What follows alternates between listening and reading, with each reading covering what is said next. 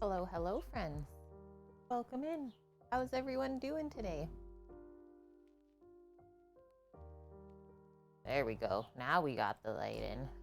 Hi, hippie. Hi, madame. Happy Sunday, friends. Welcome back. Sorry we are 5 minutes late. One of our cam links is being a bit silly this week, so we're gonna switch and fix that up after stream today because, well, it's kind of frustrating and I don't like starting late. It spooked you? Sorry. I'm sorry. Hope you're doing good, madame.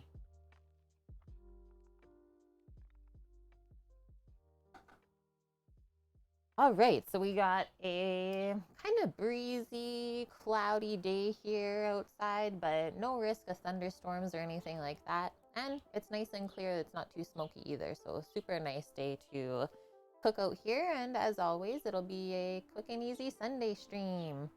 Sammy is out doing a couple errands because, well, he's leaving tomorrow to start his first week of work. So he's just finishing a couple things up and then he'll be back momentarily. We got Astra and Rando with us as well. Hi, Dusk. So good to see you, dude. How are you doing? How are things going?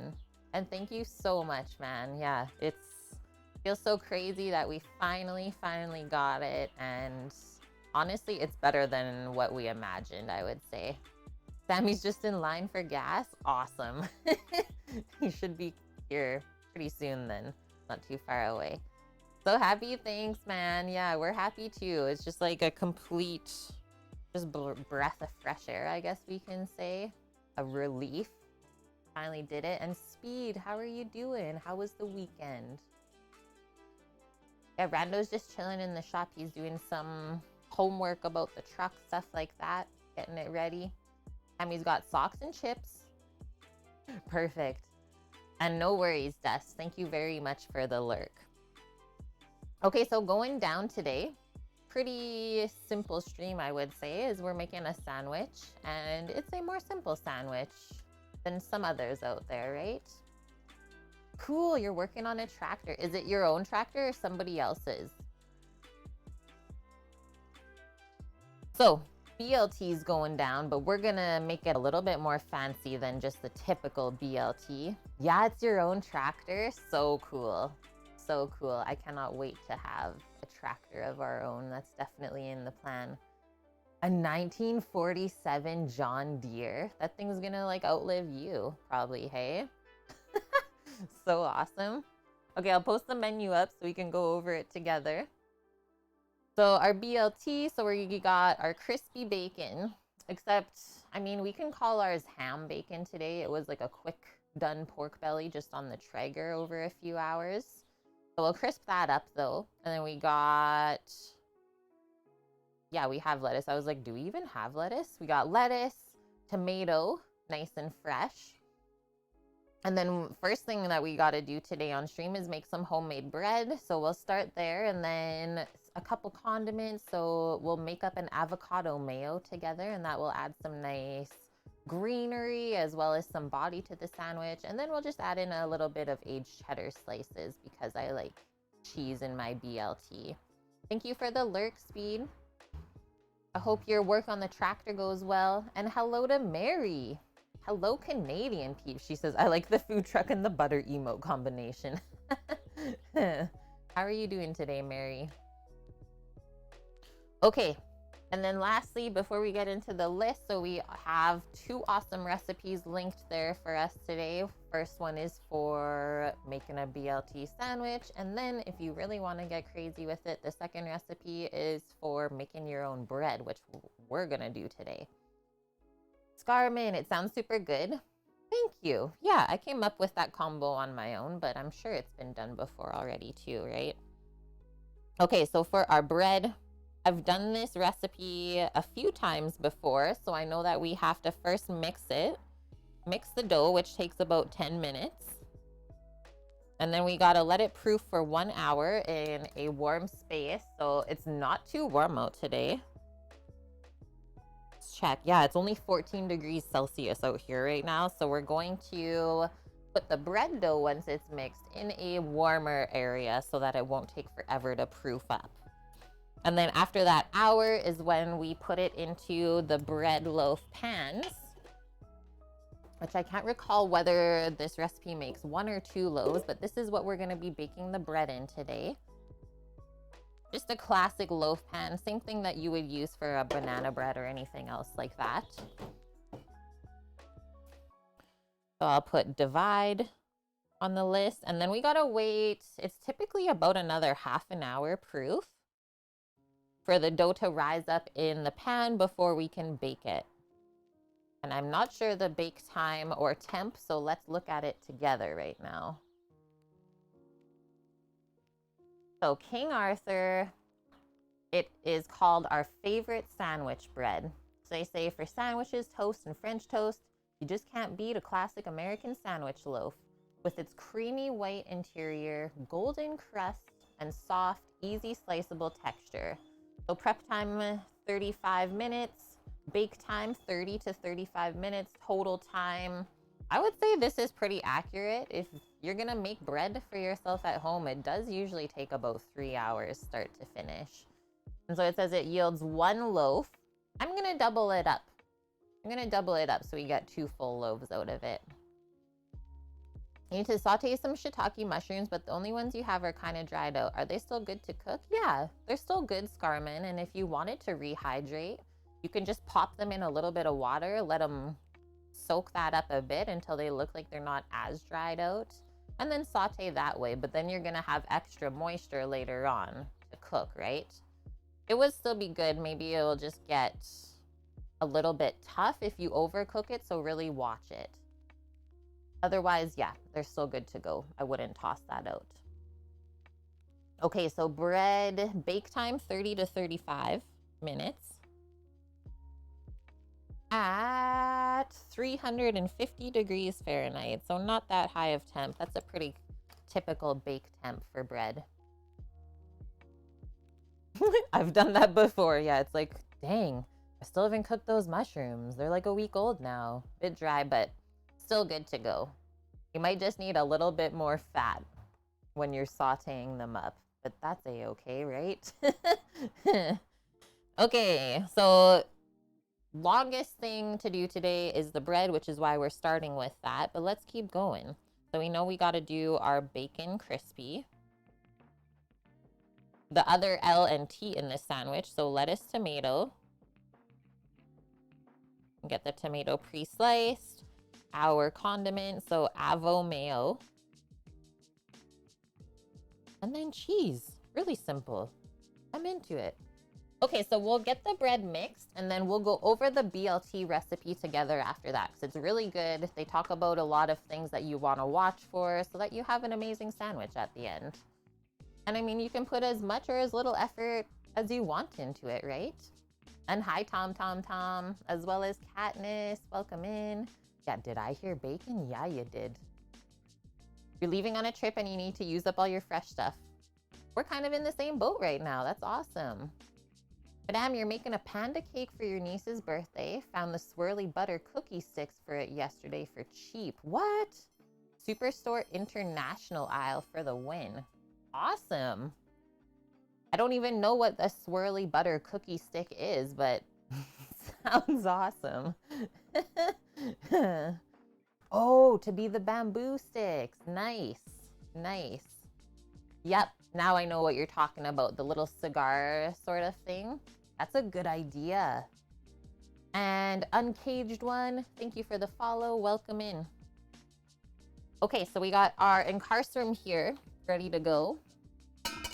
I need to grab some flour, water, yeast. I took out this butter earlier, but because it's so chilly outside, I'm still gonna have to melt it up a bit in the microwave. Otherwise, it's not gonna mix into the dough very nice.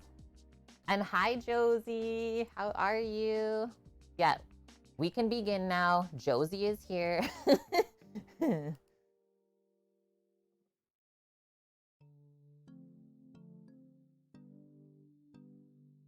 Oh, sorry, we don't have water. It's milk. So at the same time that we're softening the butter, we'll heat up the milk a bit until it's lukewarm so we can wake the yeast up. And then it's just sugar, salt, and flour. Easy peasy. Meesh. Yo, actually, that's a cheese that would probably be good in a BLT, hey? Feta cheese in a BLT? I don't think I've ever had it, but I would totally try it. Okay, let's fix up this camera scene here. This has got to move down. Move this. I'm gonna keep the mixer over here more because we're gonna be using a scale together on this side. Give ourselves enough room. And White Dove, thank you very much. Rolling in here before they even say anything with an 18-month in a row resub to the channel. Thanks for being part of the kitchen crew, White Dove. I know we've taught you something along the way. Yeah, good morning to you too. Wow, madame. Yeah, it is seriously chilly here today. The fact that I'm wearing pants and like kind of a long sleeve shirt in the middle of summer, interesting. Okay, I'll go grab a few ingredients. I'll be right back. It's great to have you part of the community, I have to say. Always an enjoyable time.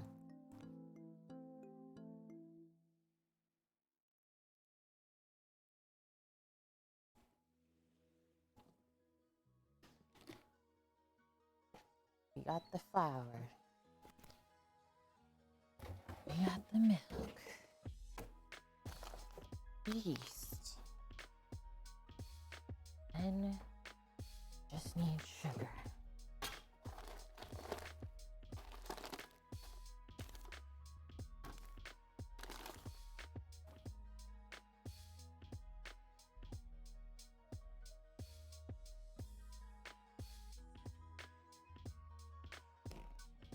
I've got all the stuffs. So whenever we make bread, homemade at home, we always start by waking the yeast up with whatever liquid you need in the dough recipe. So today it's milk, which also means that anytime we add dairy into a bread dough, it's gonna make it more soft and squishy like the fluffy white bread, right? So that's what those ingredients do. Whereas if you didn't have the butter and milk, you would get a more crusty and dry bread.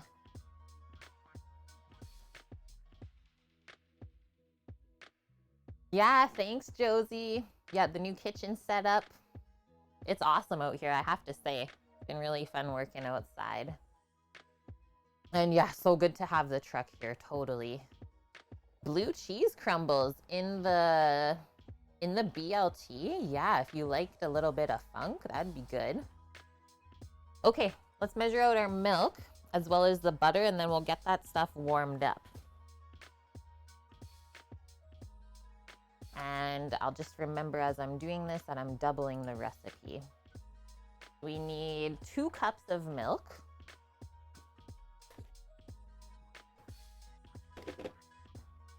Measure that. And we'll measure our butter. I'm gonna measure the milk in grams just because it'll be more accurate that way.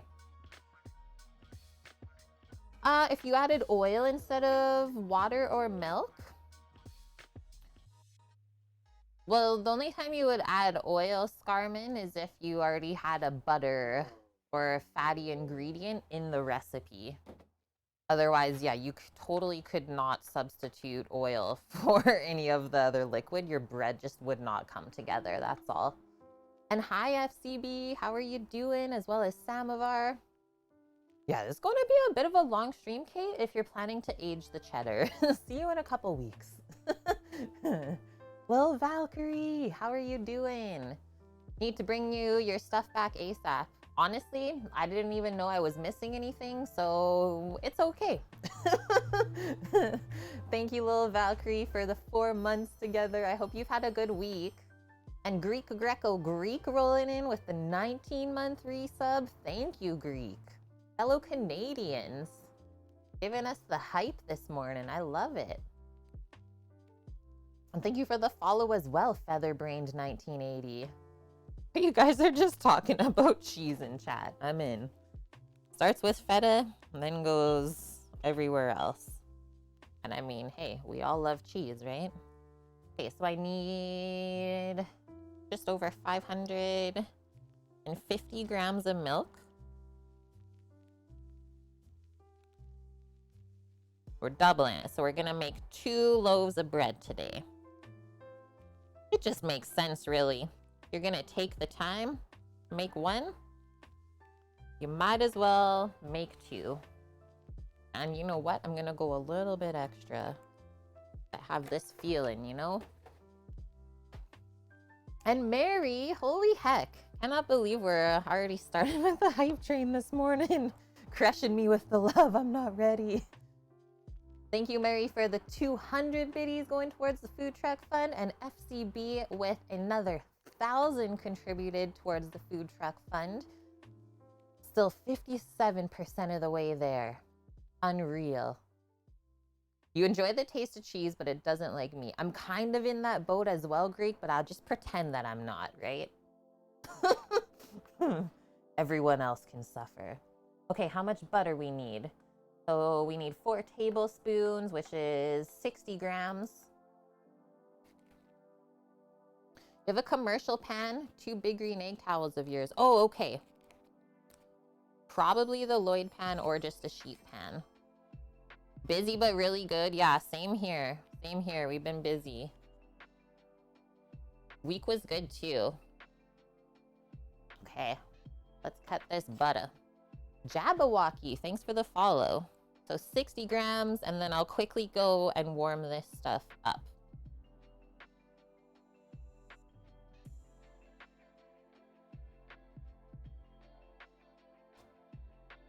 Am I lactose intolerant as well? I would say I'm not like fully lactose intolerant, but there's definitely some stuff like whipping cream I really find affects me.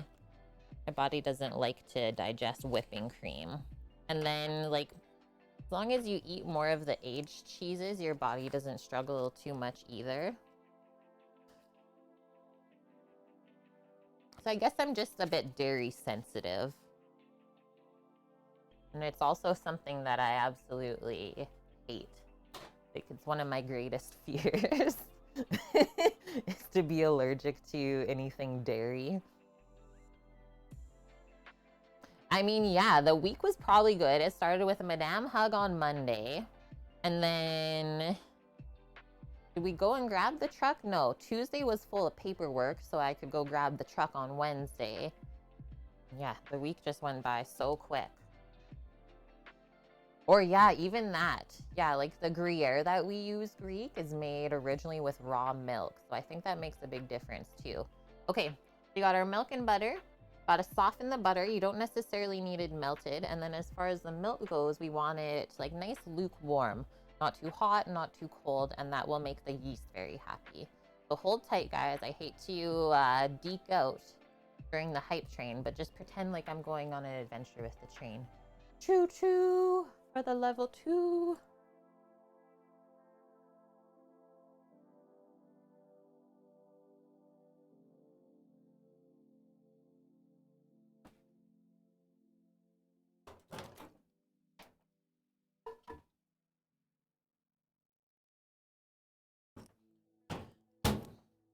Usually do 30-second increments. That's a good one.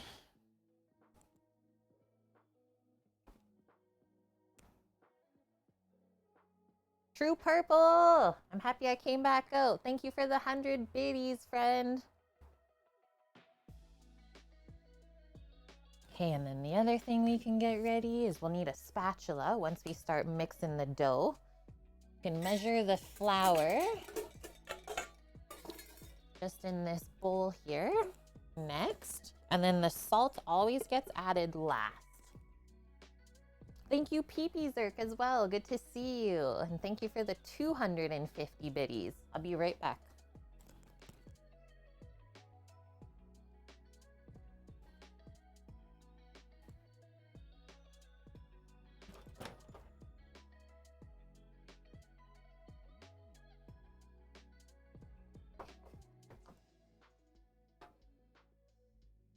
Couple more seconds on the milk.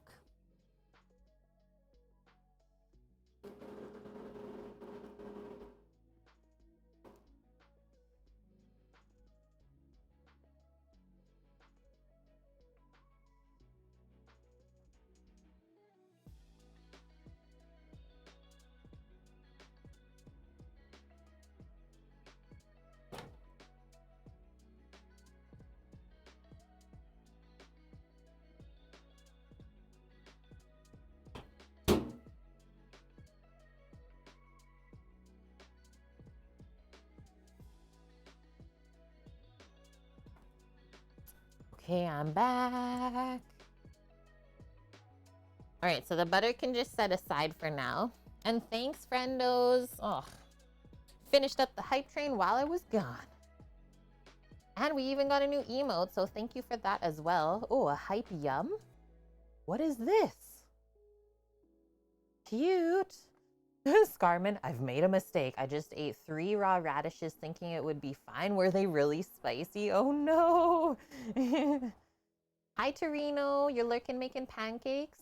He's making pancakes. Make him making pancakes. Typing on mobile sucks. I have to agree with that. Okay. Let's get our milk in. I also have to set up our dough hook a bit better here.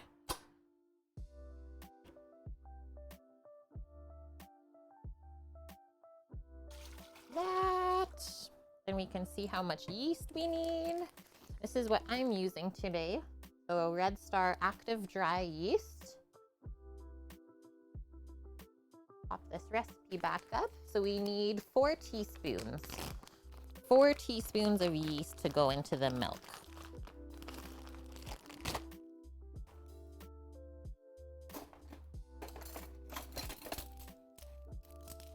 Pepper's helping.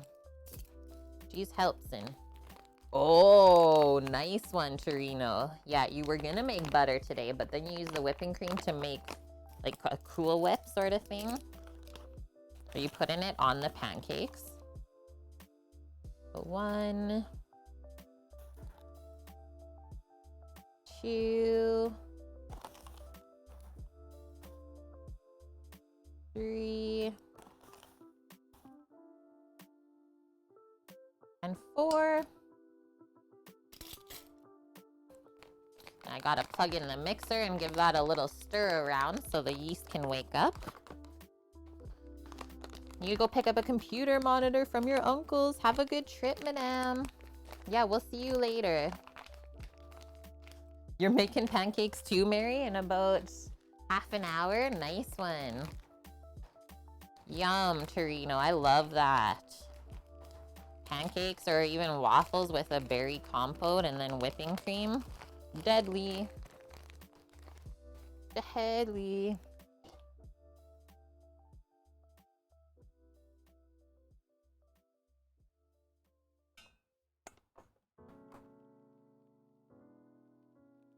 That.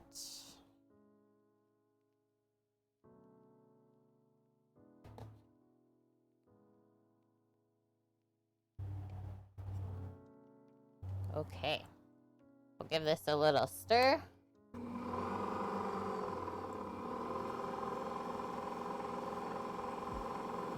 Let the yeast wake up.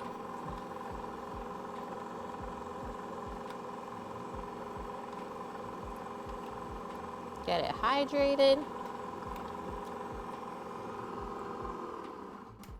Okay, now it's flour time.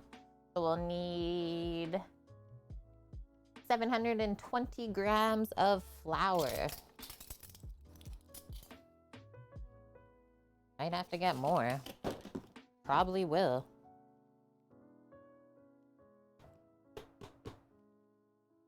Let's pour all this out and see what we end up with.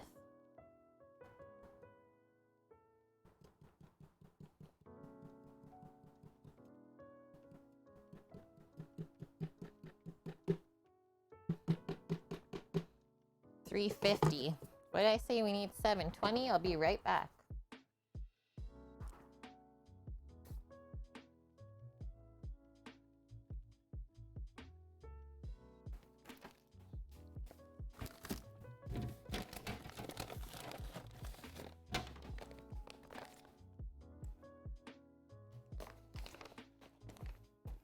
And this is just an all-purpose flour, nothing fancy.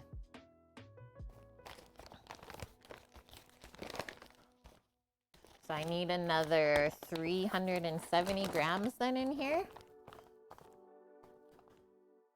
Yeah, it's pretty cool, hey, Scarman?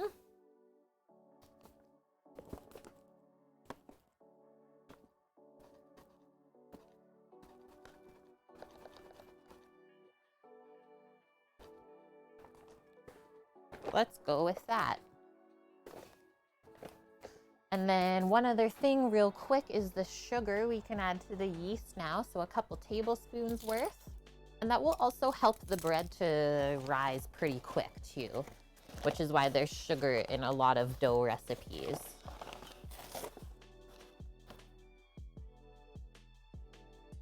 Do a couple tablespoons of sugar.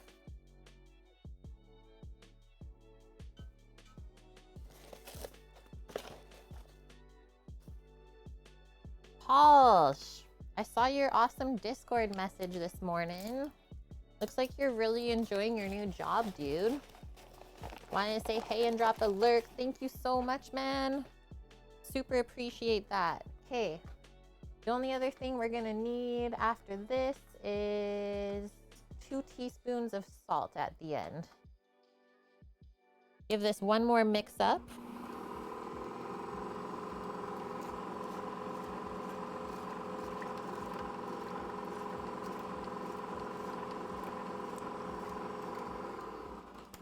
Okay. I'm gonna take the scale out of here and center the mixer for us.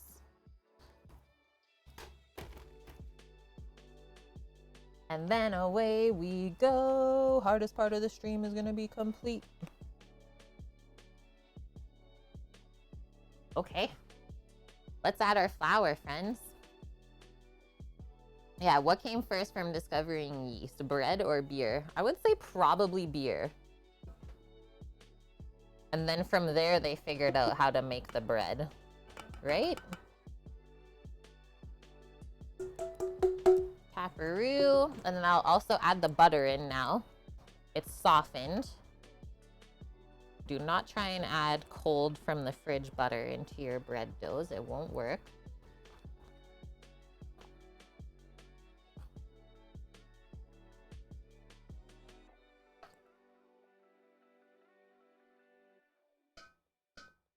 All right. Get this started. Yeah, right, Uncaged One. Kind of like making soap. Hey, let's dump this wood ash stuff in a bunch of lard and rub it on our bodies.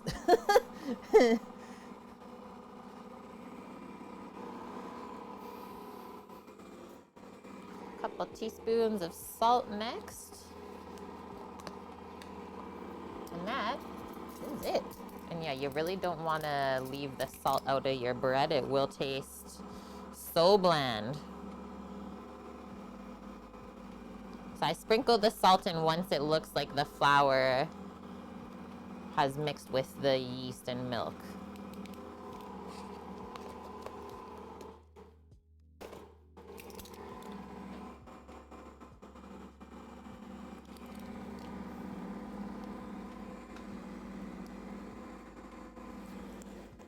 Pop some light on this baby.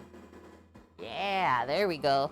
Okay, so while this is mixed in, it will take about 10 minutes or so to get the gluten properly mixed enough so it has enough structure to hold all the air bubbles when it rises. Really important.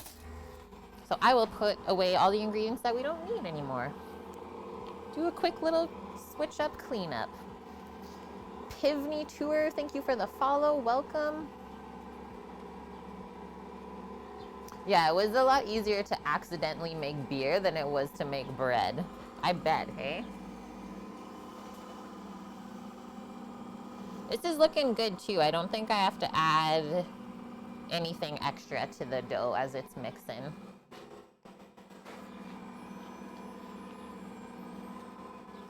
YTV Who? Thanks for the follow as well.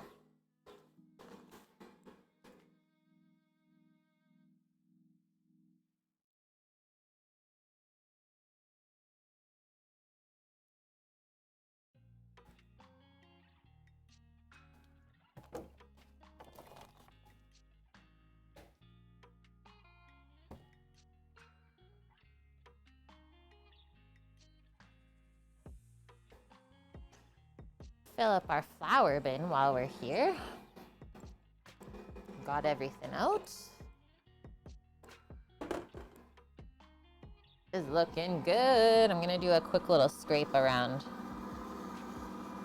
And I just have this mixing on low speed right now, so you can do the exact same thing in your KitchenAid or any other stand mixer that comes with a dough hook attachment.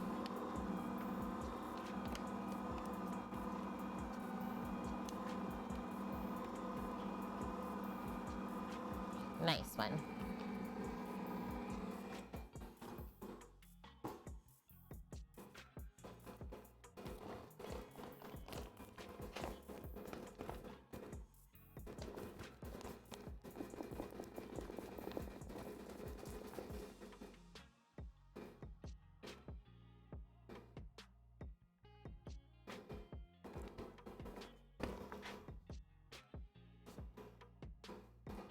You need to take some stems off shiitake mushrooms before cooking them. You might have to do that, Scarman.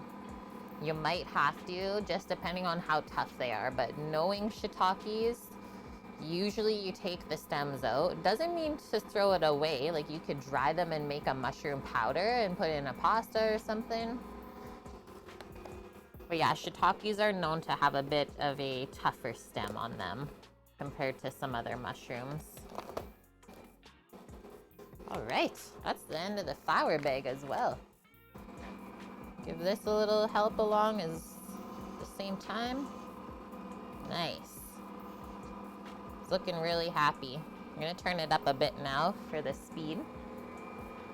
I love that you guys have spent me 17 days. I think because of the name change Greek. Same thing happened to Sammy as well. Okay, so we won't need any more flour when it comes to dividing the dough, so I'll take that back in.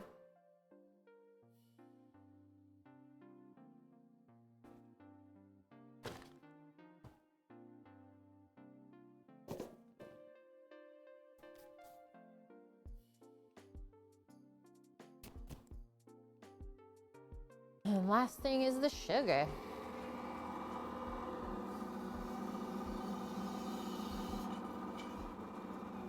It's starting to smooth out already though, so that's a really good sign. And hi, Scooter! So good to see you today. Are you off today, Scoots?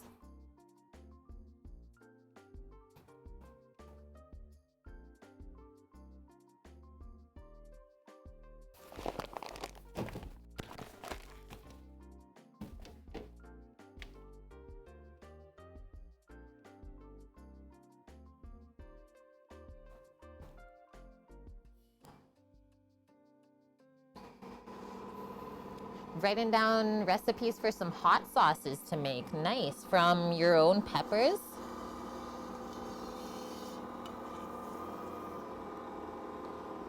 It's getting so breezy right now. Of course it has to be like this as I'm mixing the dough. I'm just worried that the wind is like cooling it off too much.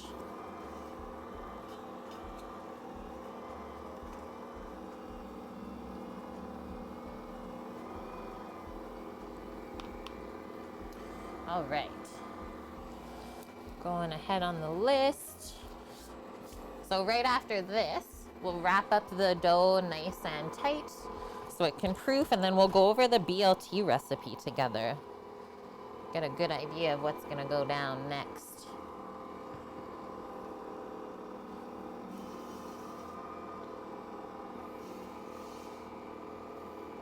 Louisiana hot sauce. And pineapple mango, yeah. Yeah, weather today is overcast, breezy, it's cool. Like right now, it only feels like 17 degrees Celsius and 70% humidity. So yeah, that's why it's like kind of chilly, right? It's gonna get hot again soon, Greek. I hope so. It feels weird to be chilly in summertime. I think this dough is almost there.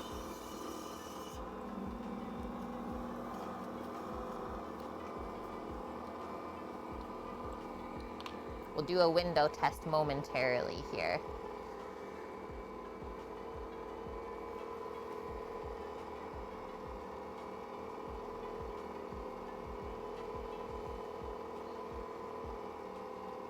That is true, yeah.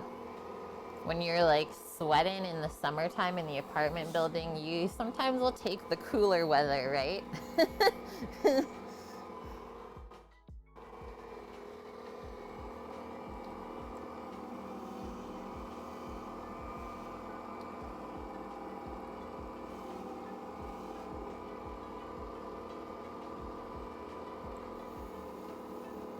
The bowl is like just warm enough. Where are we? We're in like, I don't know if it's considered northern Alberta, but like central Alberta in Edmonton.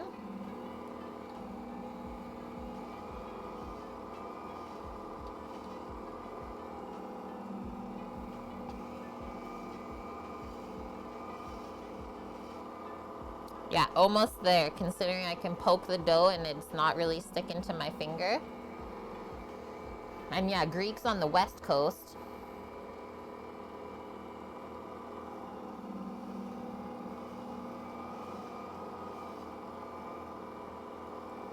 Keep working this. Hi, Daph. How are you doing? And how did your pork shoulder turn out?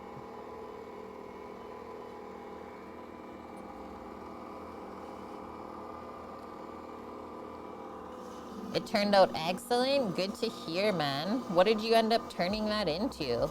Tacos? A sandwich?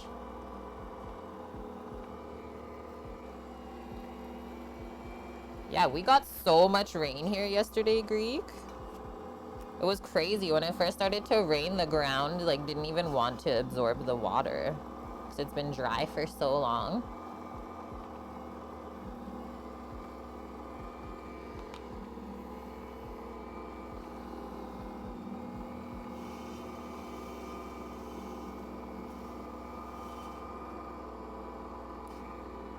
Tacos last night. Today you're gonna make a sauce, so probably sandwiches. What kind of sauce are you making?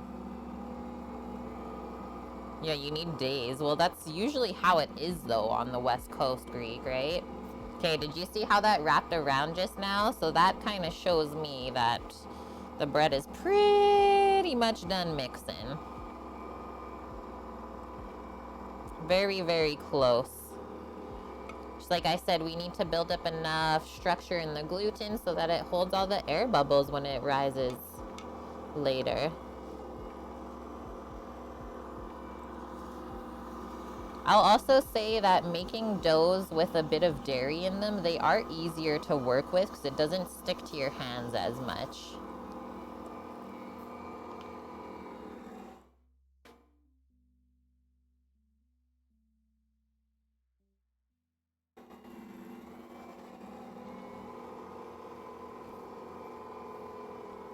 Way north of where you are, it's in the mid 30s. Whoa. Yeah, I wish. Like, you got so used to that heat that now it feels cold when it's not insanely hot. You're thinking North Carolina red sauce? I don't think I've ever made that before. Yeah, FCB guys, it's hot in Florida all the time. Feels like about 38 Celsius right now. Nuts. That's crazy. Okay, turn this down. Let's do a little test.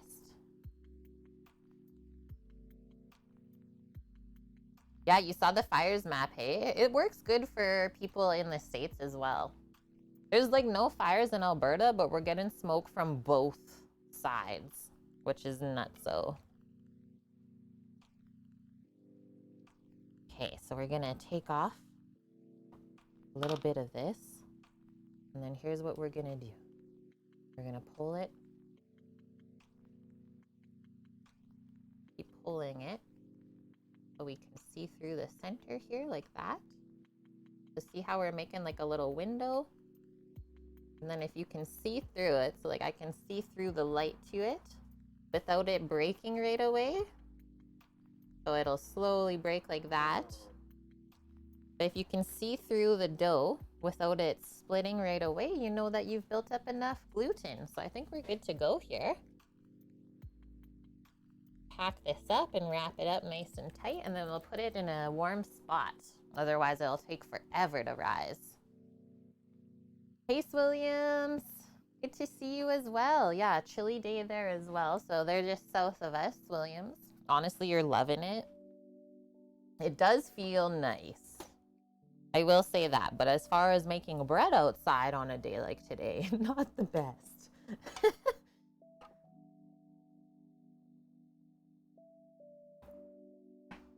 And hi, Mama. And thank you very much, Mama, for the 39 months in a row. Holy heck. That is for sure one of the longest subs to the channel. So thank you for that, Mama. And yeah, thank you. Right. You lost your puppers on the 3rd. Oh, I'm so sorry to hear that too, Mama. They're in a better place though, right? Silent One. So funny you come in saying this. The Silent One is down where we just drove 5 hours to go grab the truck the other day. They're down in southern Alberta. It's actually not that warm here today, Silent One. But I mean, it's not raining, so there's that. But yeah, we have 17 Celsius. And you're welcome, Mary. Yeah, that's why I started this stream, is to teach more people how to cook better for themselves at home. One thing I found when working in restaurants is there's a lot of people that are kind of scared to try new things at home. They don't have the confidence. So having someone like me on a live stream where you can ask questions and stuff the whole time, you can really learn a lot.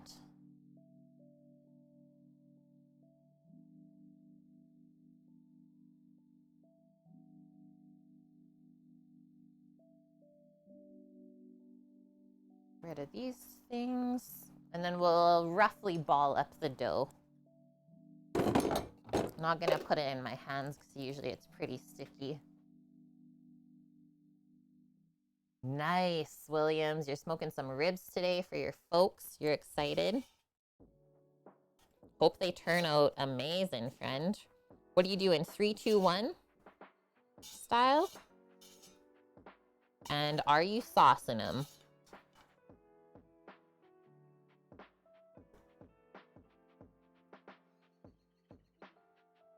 Okay, so now let's make a mental note of how big this looks in the bowl right now. We want that to be doubled in size within an hour or so.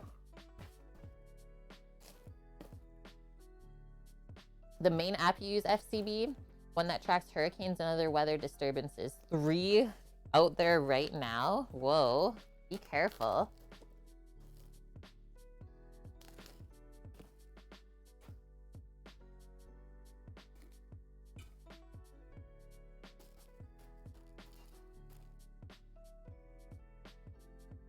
And hi, Potent Peach. How are you? Do you have a favorite food to make? I really love making homemade pasta or homemade pizza. I think that's some of my favorite things to make homemade because it's just like so special after, right? Not a lot of people do that. Yeah, good evening from Montreal. Welcome in, all of our Canadians. This is amazing. And yeah, all good, Greek. Williams, you're doing a 3, 2, 1 on the ribbies. Exactly. Smidge of sauce at the end. That's the best way to do it. I hate when they're just like slathered in sauce. Okay, so because it's so chilly outside here, I'm going to bring in our dough and let's set a 1-hour timer. And we'll check it at that point. Okay, hold tight.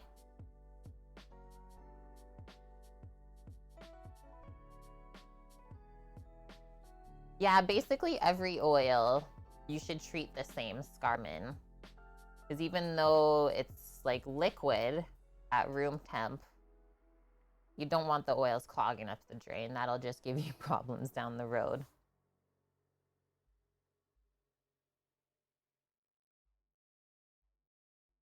Okay. So it's probably the warmest inside of here. Yeah. All right. I can chill there.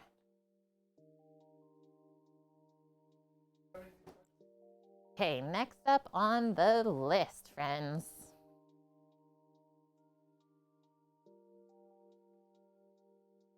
So I think I'll go grab our ham bacon and start slicing that up for us, and we can lay it out on a tray. We'll take care of the lettuce and tomato and everything else for the sandwich while we wait. But I lied because first I did say that we were going to go over the recipe together, so let's do that. She lies. Aw, that's so nice, Greek. What's a nice thing to do for the doggo? I'm posting this up one more time. You guys save it for yourself too. Go, go, go. Okay, so article from Serious Eats. They say the best BLT sandwich recipe: bacon, lettuce, and tomato. Kenji says, use the best tomatoes, put away the fancy bread, and most importantly, don't F with it. Okay, that's some serious stuff. Hi, Lauren. How are you doing? Welcome in.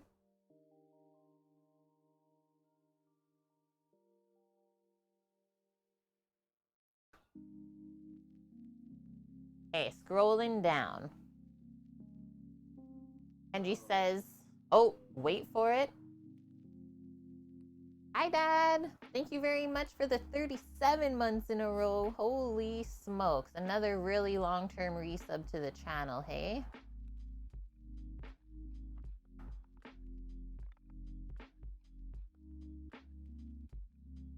Hey, Kenji says, a BLT is not a well-dressed bacon sandwich. A BLT is a tomato sandwich seasoned with bacon. I like it. From this basic premise, all else follows. Indeed, a better name for the BLT might well be the Tomato Club.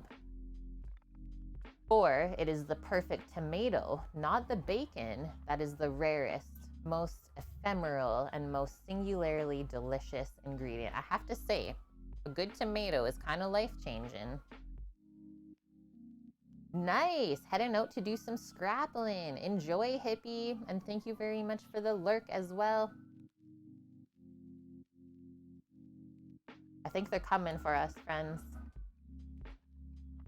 Hey, Kenji says, a BLT is not a democracy. It's not a committee meeting. It's a dictatorship, and the tomato is king, queen, and supreme leader.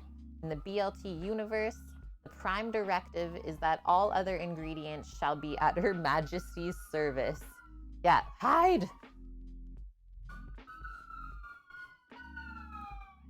They can't find us if we're hiding.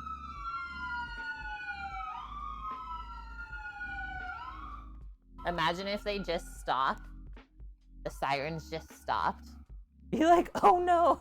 See me run out the back door.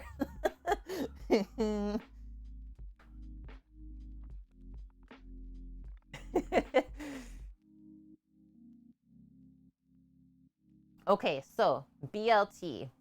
Basically, the tomato is the most important, is what Kenji says. And all of the other ingredients' role is to prop up the tomato and enhance its best qualities. Here's how he makes his.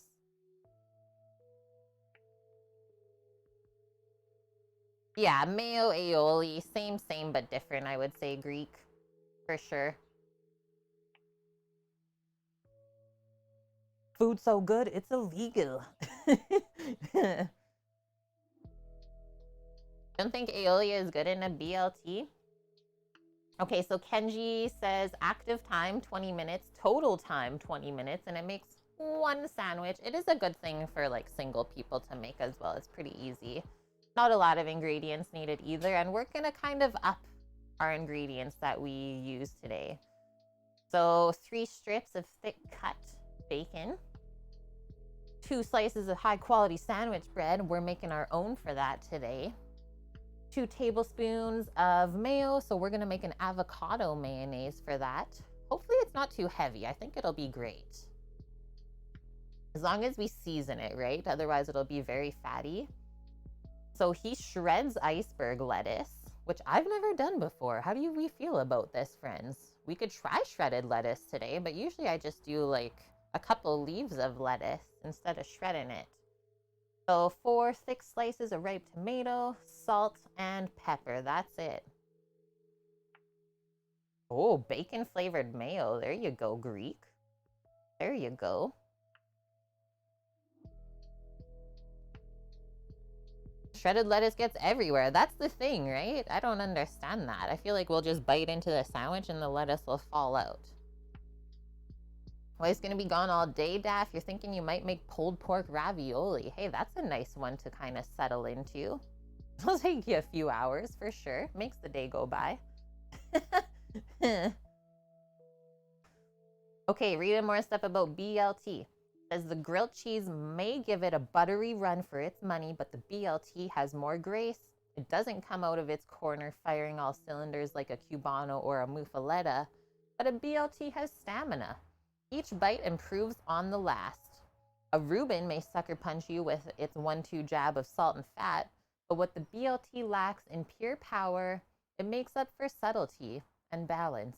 The BLT is the true king of the sandwich ring, and Kenji says it's my favorite sandwich of all time. My favorite sandwich still has to be the Reuben. Still the Reuben. I don't know about you guys. He really feels it, hey Mish? Kenji says, I didn't grow up loving BLTs. In fact, I don't think I even tasted my first BLT until freshman year of college, when on a particularly lean-pocketed evening, I ordered one from La Verde's, the campus deli, only because it was the cheapest sandwich on the menu. I watched as they split open a cold submarine roll, lathered on a layer of gelatinous yellow skin mayo, and stuffed in some pale pink tomatoes cut on the meat slicer, along with a nest of bagged, pre-shredded iceberg lettuce and a handful of thin yet leathery bacon. Oh gosh, this is gonna be a good article. Might have to bring a chair up. Right, yeah, that's right, Mish. But you're pro at open-face sandwiches. Denmark is the home of open-face sandos, so you're no pro at BLTs. Maybe one day you'll get there, Mish. And Wilson, the thumbnail looked like I had on a wetsuit. Just because of how my apron and my shirt is, I could see that. That's funny. You're like, what is Kate doing right now? Go see. Okay, so Kenji took a bite of that scary sounding BLT, immediately picked out the mealy tomato pieces, made a mental note to order the sandwich tomato free in the future. So I will take a B and an L. I'll have a BL sandwich. Kenji says, I spent the next 4 years eating mediocre but cheap BL sandwiches, wondering what all the fuss was about. Yeah, scuba with Kate. Okay, so BLT rule number 1, use excellent tomatoes. There are no two ways about it. BLTs are a seasonal treat. It is basically the best time of the year to make a BLT. Oh, a fish BLT? What kind of fish though, Mish? He says they are the sandwich to look forward to as the longest days of summer slowly shorten and the August and September tomatoes make their way to the farmer's market, or better yet, to our backyard. Of all the fruits and vegetables in the world, the tomato is the one that shows the greatest seasonal shift. I will say, someone who has grown a fair share of tomatoes already in my life, they are very special and seriously my favorite thing to grow ever. Oh, that sounds delicious, Greek. Favorite sandwich is a custom sandwich my wife learned to make, pulled tandoori chicken. Duke de Gad. Might make your BLT, just swap the Avo mayo for regular avocado and chipotle mayo. That would be delicious. If you end up doing that, let me know what you think of it. Hi, Mickey. How are you doing? And happy Sunday. I'm doing good. Thanks for asking. Just seen your aunt and cousin, not seen them in 3 years. Was it a good visit then? Okay, BLT rule number 2, we gotta season the tomatoes. I will say yes, definitely need some salt on your tomato. It will draw out more of the flavors from the tomato. Bring out a little bit more sweetness, contrast the acidity really nicely. So don't forget to season your tomato. BLT rule number 3, use not too much, good enough bacon. With the tomatoes sufficiently pampered, let's move on to the bacon, starting with picking it out. What? Oh, like how to pick it out. I was like, why would you pick the bacon out of the BLT?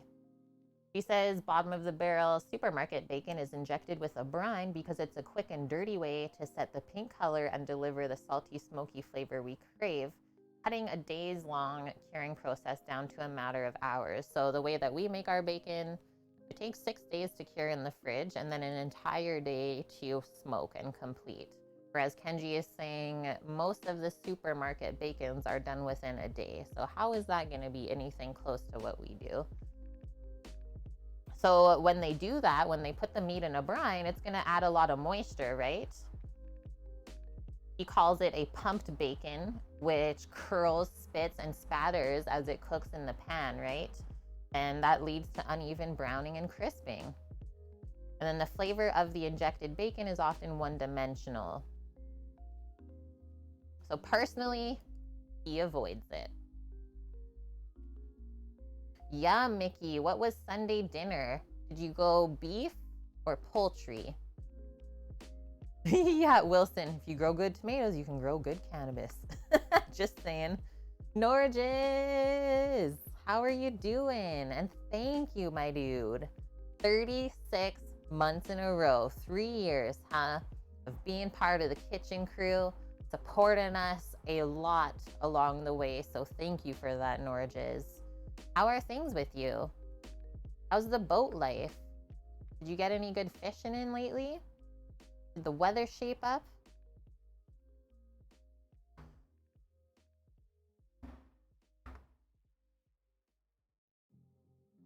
Okay, so what does Kenji say?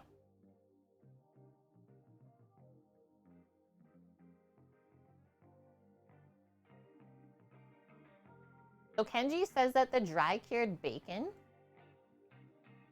may have an overwhelming flavor on the BLT, but I think I would rather have that than the other way, right? So to each their own, however you want your bacon. So BLT rule number 4, cook the bacon flat and crisp. So we're gonna be cooking the bacon on a sheet pan today and actually like baking it in the oven instead of doing it in a frying pan. And I find it cooks much more evenly that way. Yum, Mickey. Want lasagna and fries this time? Living your best life. Doing well. You've been home for a week, Norges? Awesome. Just been drinking, painting the house, doing some repairs. Sounds awesome.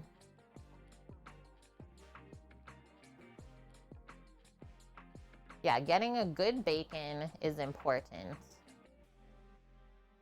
And that's okay too, Wilson. If you like your bacon a little less crisp, I think that's fine, as long as it doesn't get too chewy to eat in the sandwich. Speaking of overwhelming flavors, what do you think of blue cheese on a steak? As long as it's a higher end blue cheese, I think it complements the steak.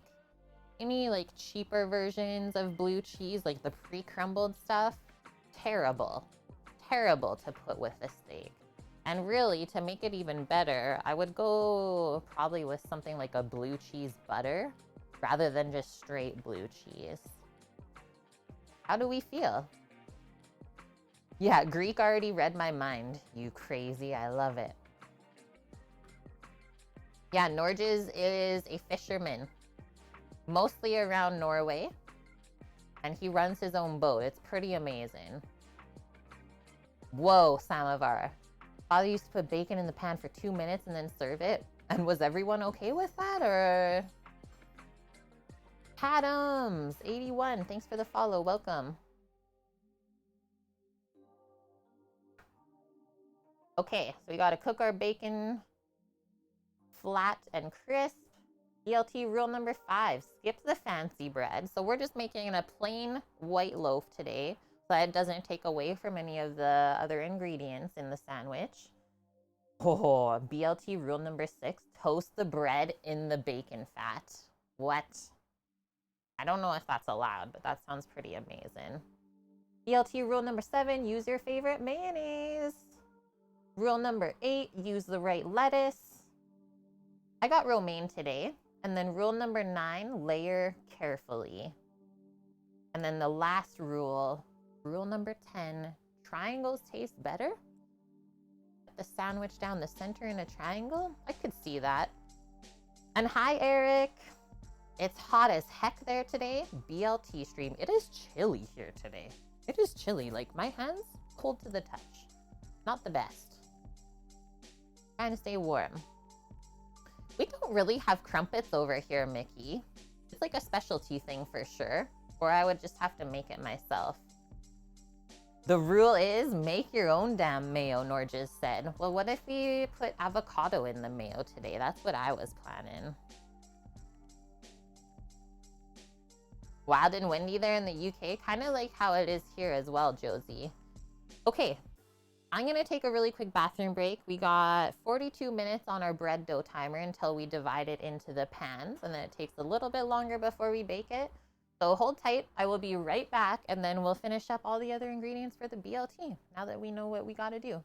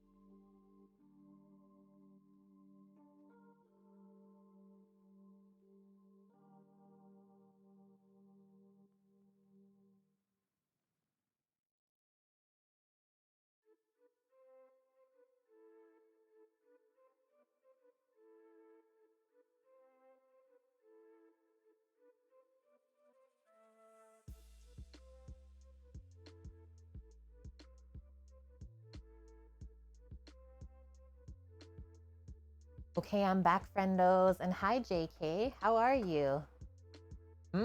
Avocado ranch salad dressing yesterday? Yes, please. Avocado egg salad. That sounds good too. Mickey, you had crumpets on and a poached egg this morning? That sounds like a good brekkie. Okay, I'm gonna be out momentarily. I'll grab our bacon and then away we go. We gotta slice it by hand. Grab a little cutting board for us too. I don't know why these are staying so stained.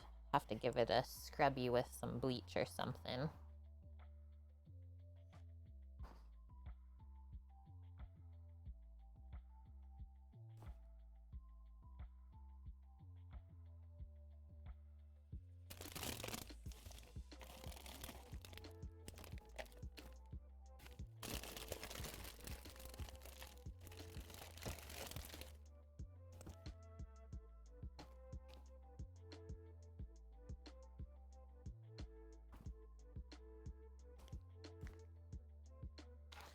This is our own stuff.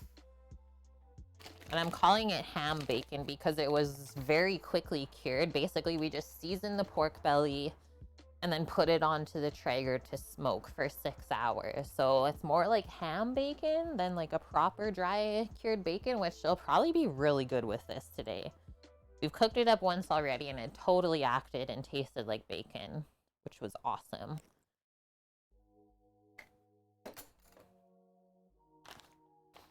And then I'll just prep a sheet pan with a piece of parchment on it and we'll layer the slices onto there. Like I said, we're gonna be baking the bacon so it stays nice and flat and gets perfectly crispy.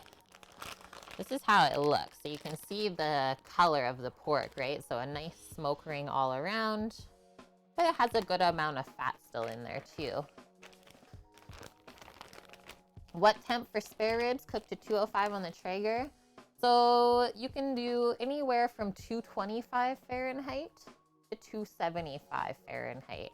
Obviously, it'll go a bit quicker if you go the higher temp, but then you also cook out more of the fat and juices that way rather than going lower and slower. So up to you, Mary. And yeah, I mean, as far as ribs go, usually we just do a bend test. If they're bendy, then they're good to go. Yeah, there's not even a bacon emote yet. We got a rib emote. Josie, what the heck are we doing, hey? I got Sammy's fancy slicer knife here. I think that will work really good to slice this up. And then the other thing, just to make our life easier, I'm going to just slice this in half. Because those pieces will fit on the sandwich better anyways, right? I just made a new dish. I'm calling it heartburn in a pot. What have you done, Scarman? And hi, Squigs. Squigs has a bacon emote. I'm going like kind of thick on this today because I think it's going to render out quite a bit. It will shrink a touch.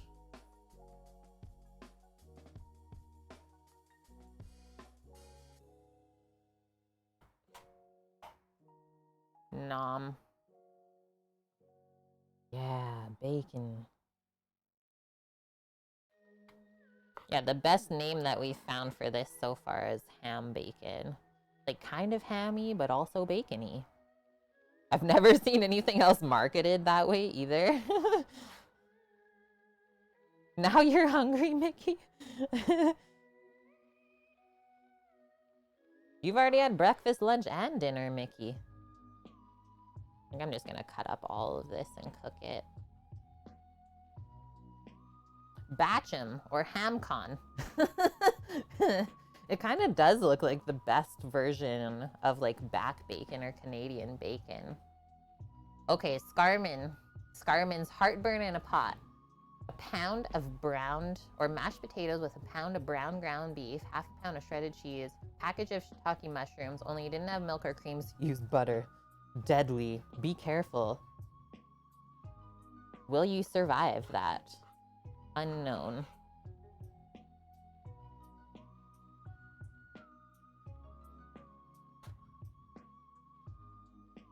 Yep, it's always recommended, Mickey. You know this. Being here a while. Recommended to bring a snack while you hang out.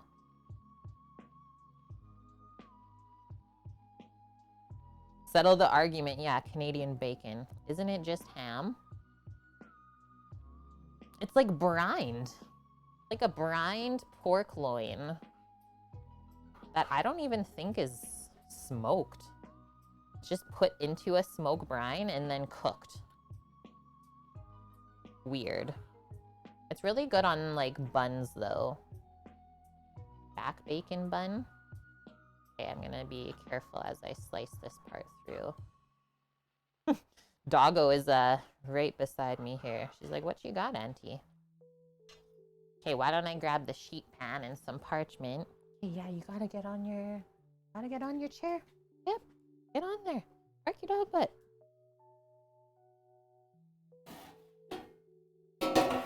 Good girl. Sheet pan. Oh, she wants some for sure. Masterfully sliced. I would say like by hand I did pretty good. This one's a bit thick, but that's okay.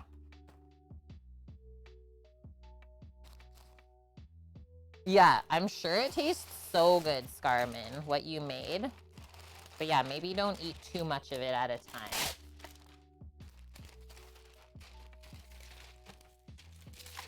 Yeah, pea meal bacon is good too. That is one thing that we actually wanted to try making on our own. Samovar. You guys cut so much meat. I kind of want you to get a meat slicer. Are you joking right now, Shiggity? I just cannot bring myself to dirty the meat slicer for one small piece of pork like this.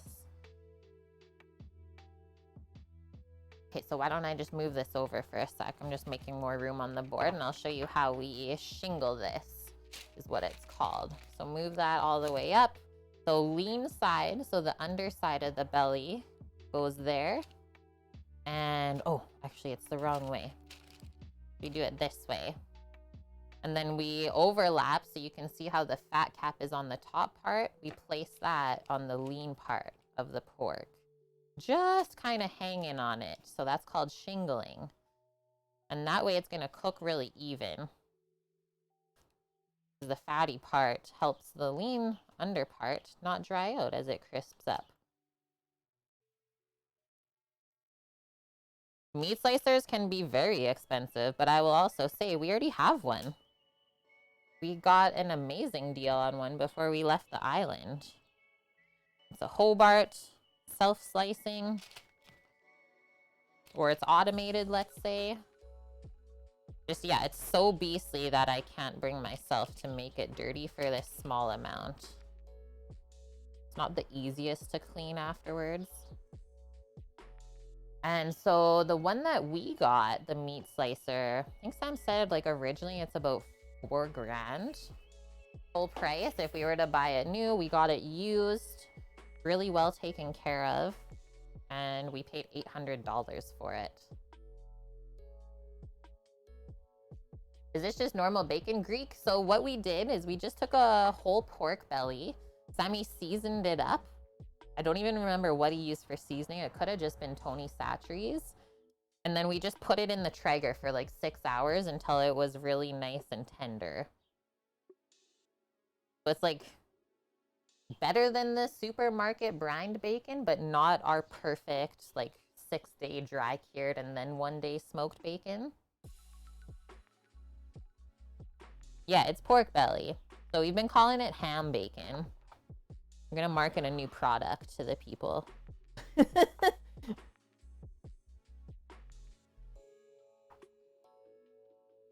Yeah, it's not cured. But you can see even just like cooking it with smoke though, helps to preserve it. It really kept the pink color, no problem.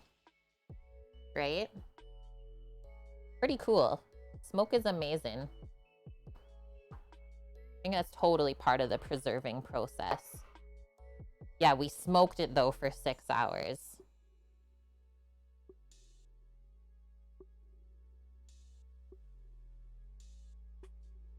And so the difference from this mostly to how we make our proper dry cured bacon is bacon typically has nitrates in it to help keep the meat pink, right? And help it last longer, whereas we don't have any preservative in this one today, so it will go bad quicker.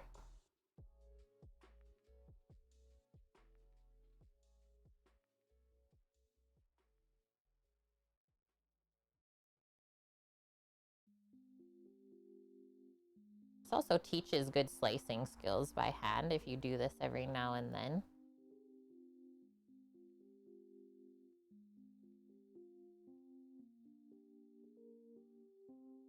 There we go, we did it. Okay, layer this up again.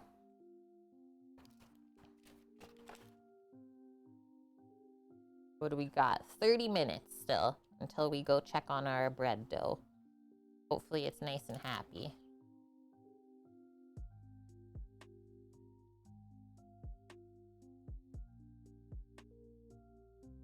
Yeah, in your house it wouldn't have time to go bad. No, us neither, right? Because you really only should make what you're able to use.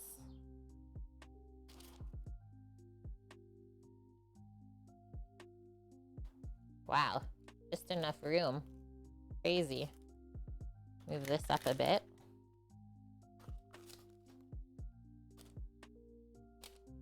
See, those ones are thicker, so I'll put it on the outside. Sweet. That's a happy tray.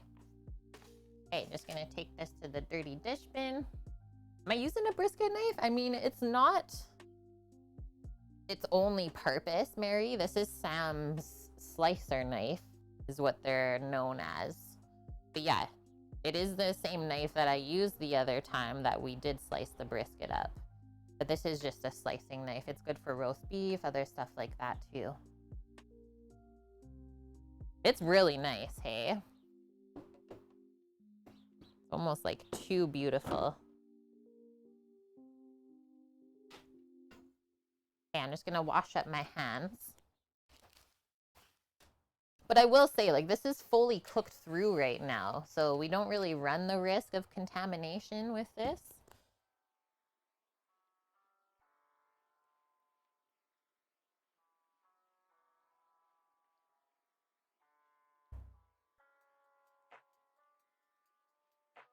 Yeah, yum. Pork belly on the grill. Isn't it so good? So as far as cooking this through goes, I would say this will take about 20 minutes to fully get cooked and like semi-crisp, let's say. And I plan on cooking this at 375 Fahrenheit. So I don't want to go too high. Yeah, it's thick bacon for sure. Just a touch. Exactly, Greek. Okay, I'm gonna bring that back to the fridge. And I'll come back with the lettuce and the tomato. Hold tight.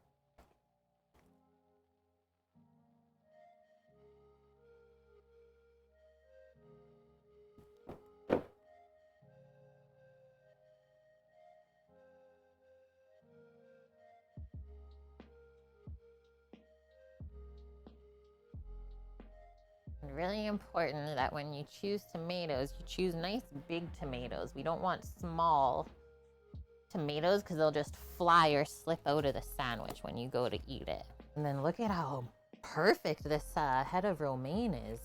Just a little bit of stuff that we got to pick off the top, but so nice and green. Pick that out.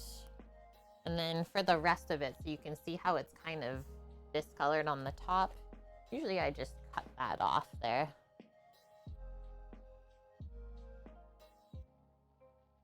Yeah, exactly, Greek. That is one ingredient for sure that kind of everyone likes their own ways. How crispy do you like your bacon? Everyone has their own preference.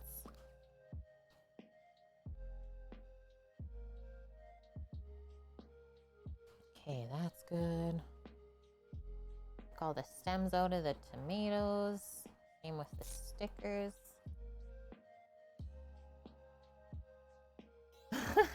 That's a good one. Dad Joke Pro. Annie, is that you? We love our puns here and our bad dad jokes.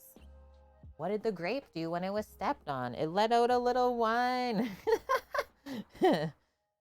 And I'm with you, Greek. Yeah, we don't like dried out, almost burnt bacon. And I'll also say, like, those properties are cancerous as well. So that's why we also don't cook bacon to that point. Or even like well done meat, for that matter. Like a really charred steak is not the best for your body to digest. Okay, so first thing we'll do, why don't we deal with our tomatoes? I'm gonna give them a little wipey with this cloth here. Give them a shine up. So we'll take out the middle part, the core of the tomato, and then we can slice through. I like to slice tomatoes with a serrated knife. I don't know if anyone else does that, but they slice very nicely with that. We just take a paring knife and go all the way around, kind of on an angle too, while doing this, so we can just pop it out like that. Something you only learned recently and is so interesting, never knew that burnt meat could be dangerous. Yeah, it can be really bad, Williams, especially if the person, like, that's all they ever eat is like charred, well done steak or crispy bacon, stuff like that. Your body cannot digest those compounds, so it stays inside of you and builds up. And well, obviously you're gonna run into health issues later on. Ills Grills, welcome in and thank you very much for the congrats. I appreciate that. And yeah, we're super pumped. Super excited for this next stage. Dad cooks bacon super crispy, Scarman, and it's really not that good when he does it. I know, yeah, it takes away from the good flavor, right? Okay, for the tomato, once I have it sliced, I guess we could commingle just all of the BLT stuff in this container. That would be a-okay.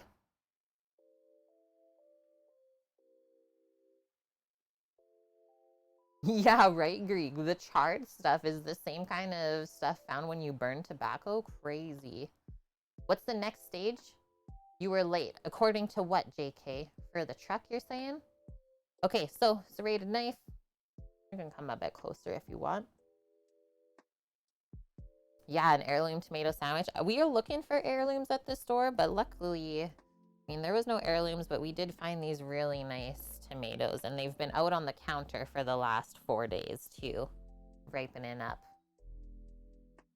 Yeah, meat needs charring, but there is a point where it becomes too much and starts being not good for you anymore.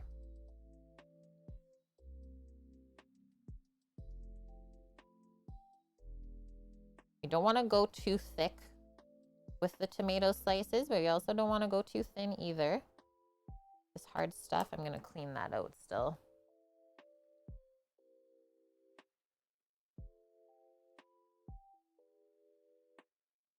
One of my pet peeves as well is those tough parts of the stem.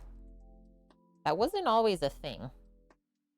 That was not always a thing with tomatoes. Hi, Brian. Good to see you, Shamrock Game in BC. Oh, cool, Hills Grills. You'd like to start a food truck business in the future? So ours is a bit different than like the typical food truck, is we're going more mobile commissary or catering kitchen with it rather than being a full service food truck. We're gonna have more options that way, and then that way we'll be able to incorporate the stream without taking away from it too much. Careful slicing the last part. That's the tomato butt. We'll set that aside. But yeah, I love the different designs in the tomatoes. Like, look at that part. Almost like art.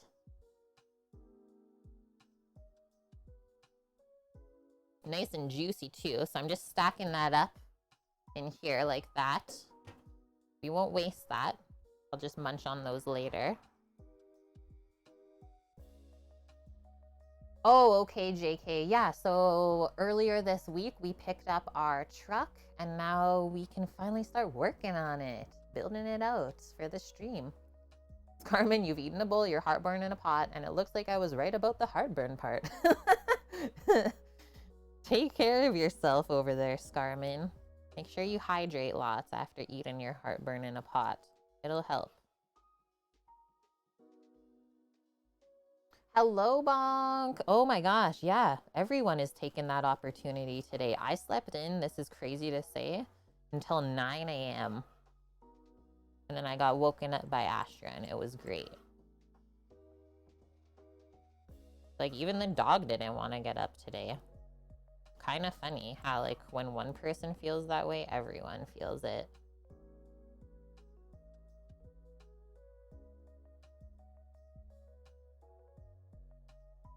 Anyone have tips for getting rid of chest congestion?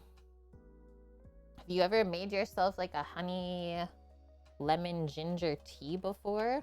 That's what I usually make Sammy when he's feeling not too good, or even myself for that fact.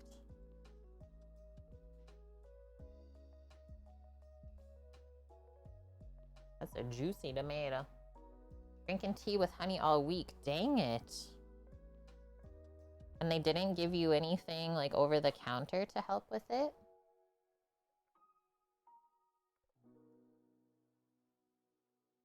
Brian, you love a tomato sandwich with a touch of salt and mayo. So good. We get fantastic tomatoes there in Jersey. Yes. I'm pretty serious about tomatoes too. Maybe when I'm older, I'll just have a tomato farm. I just love growing them so much.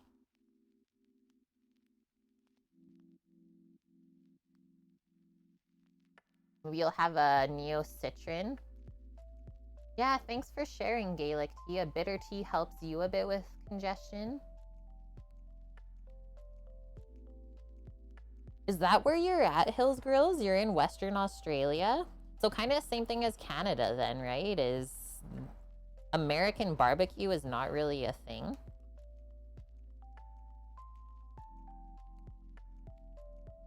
Yeah, there's a lot of little details to think about for sure. Take your time, don't rush into it, and make sure that it's like what you really want to do, right? It is a big thing to take on. Okay, tomatoes all sliced, ready to go. We'll season up the tomato as we build the sandwich. Don't need to salt them early.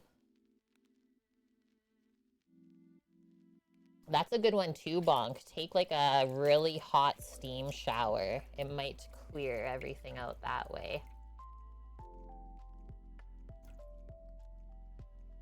Cough the scudge out. Ooh, fried green tomatoes is delish. Now that's a really cool way to do a BLT, right? Okay, 16 minutes on the dough still.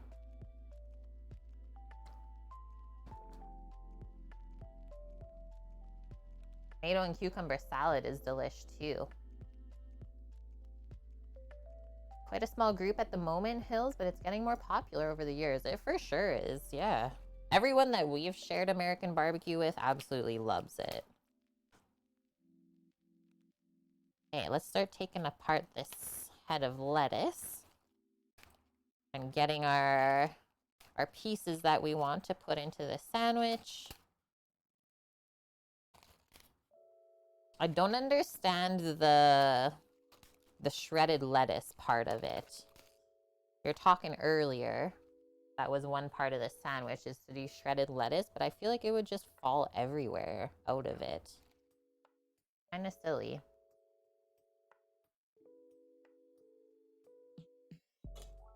Awesome, Gaelic tea. Yeah, I'm happy to hear that. I know that I have like quite a few vegetarian or vegan viewers, and that makes me really happy.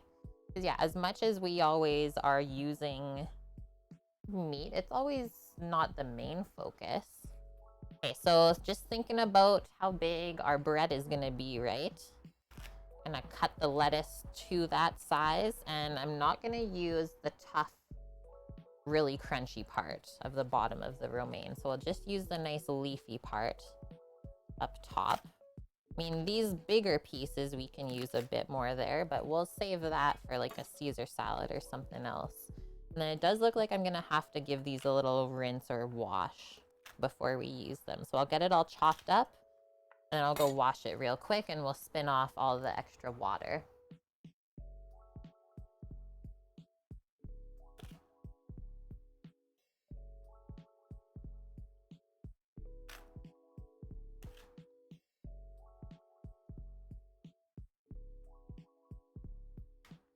Oh yeah, thanks, Sama. Sam is just busy doing some stuff inside. He's getting himself ready to travel to his new job tomorrow. I'm going with him though. Yeah, butterleaf would be good too, Bonk. I mean, anything other than iceberg, I would say, right? So yeah, if you haven't seen yet our YouTube that we uploaded earlier this week, going to pick up the truck, go give it a watch, give it a like, subscribe to the channel if you haven't yet. The time lapse through the prairies going from Edmonton to Lethbridge, and then a video at the end of us showing off the truck all together. Nice Hills Grills. Did a 13-pound smoked brisket the other night for a gathering. It went so quick, must have been good. Yeah, I guess it was good, right? If it just disappears, that happens all the time. Like you make the biggest piece of meat and then it's just gone. It's like, okay, I guess everyone enjoyed that then. Okay, so I'm just gonna load all of these pieces up into my salad spinner. And then I just take out this part, rinse it under the sink. And we put it back in and we'll spin out the rest of the way. So hold tight, I will be right back. And then we'll be working on our cheese next. We'll get that sliced up and into here. Yeah, bib lettuce, butterleaf.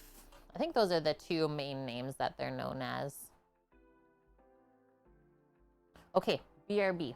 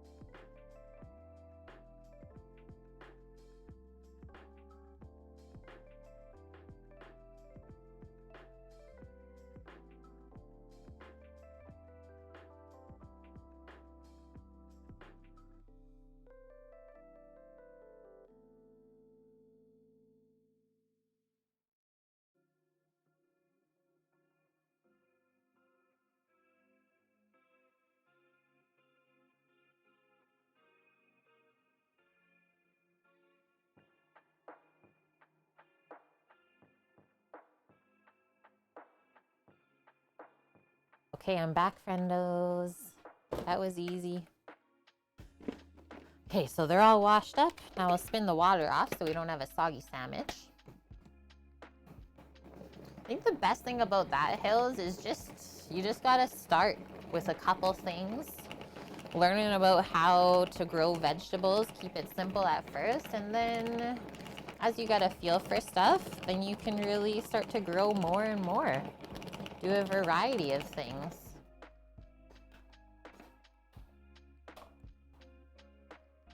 See how much water comes out when we spin it? Give that to the plants. And we'll do one more spin because it looks a little bit wet still. The only thing you've grown is jalapenos.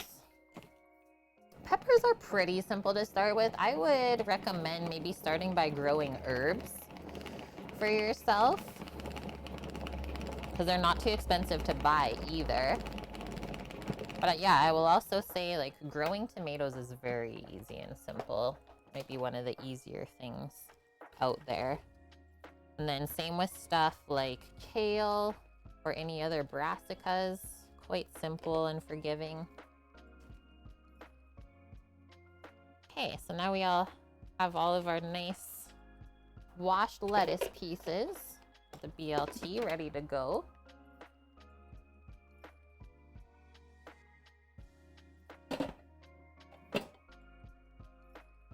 Next one, while we're here, might as well cut the cheese. Keep rolling through this list. Cheese, lettuce, tomato. You can pretty much bake Well, we can bake the bacon maybe after the bread dough is done and resting, right?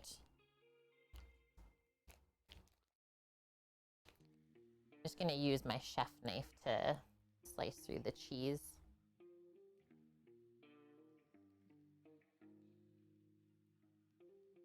Yeah, I've heard that from a lot of people, Gaelic tea. Is they become vegetarian or vegan just because it costs less. Meat is expensive in a lot of places. Yeah, fruiting plants. Good one, Bonk. Yeah, even in pots, they grow really well. It's true. Okay, so our cheese, don't make it too thick. And I mean, this is an optional one for BLTs. I always like having a bit of cheddar inside of mine. Never a bad thing. I think it complements all of the other ingredients. Like no more than a 1/4 inch thick.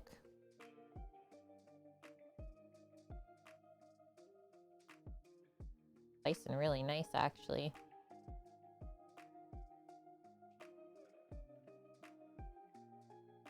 So per each sandwich, probably want 3 of those cheese slices. That over there for you. Yeah, the nice thing about like wanting to try anything new these days, there's so much free knowledge on the internet. Absolutely amazing. Take advantage of it, right? Like how I started first learning how to grow stuff is watching some gardeners on YouTube. And then I took it a step further even and volunteered at a local organic farm for a season. It was only a 2-day-a-week thing, but I mean, every day that I volunteered, I walked away with a huge armful of fresh produce from the farm. Even though you're not getting paid, you're still walking away with something, which was amazing.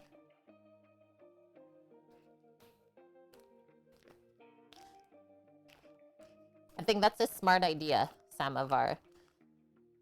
Everyone has an opinion on how people should eat, but it doesn't always have to be shared. We don't judge others here on how they eat. Everyone is living a different life, right? But I mean, one thing that we do all together is the food is what brings us all together. No matter if your values are different or not.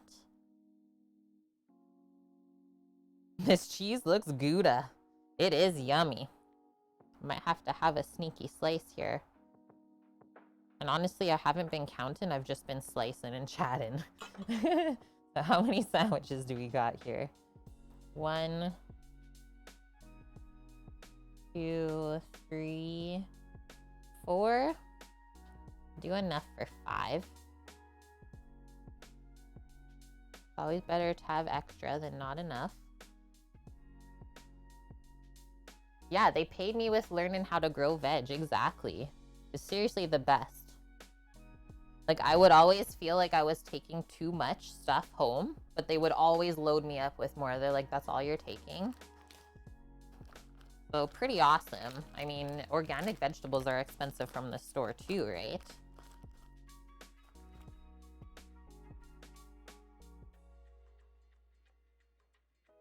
For sure, Bonk. I totally feel you on that. Not sure if you've ever eaten cheese on your BLT, Samovar. Should try it out. I mean, I'm just a cheese lover, so anytime I can put cheese on something, I will. You never put cheese on a BLT, but you have put avocados on it. And it was good, right?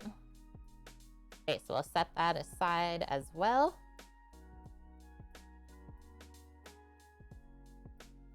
There's our little BLT prep station so far. What we're missing here, I just left a little spot for us to put our avocado mayo, our condiment. Just wipe our knife off, otherwise the cheese is gonna stick onto there.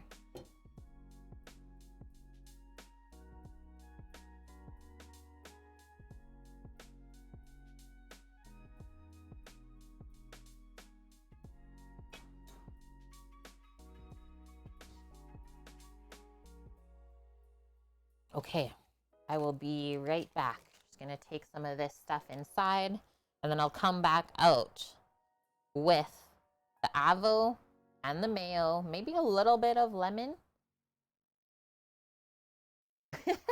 Like all the pro equipment I have, like this half hotel pan.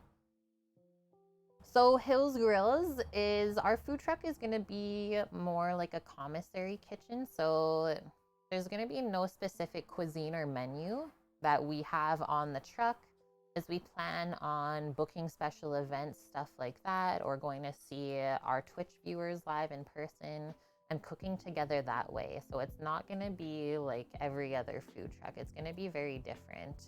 But I mean, we do really love to share American barbecue and are good at making it. So definitely that will be one of the main things still.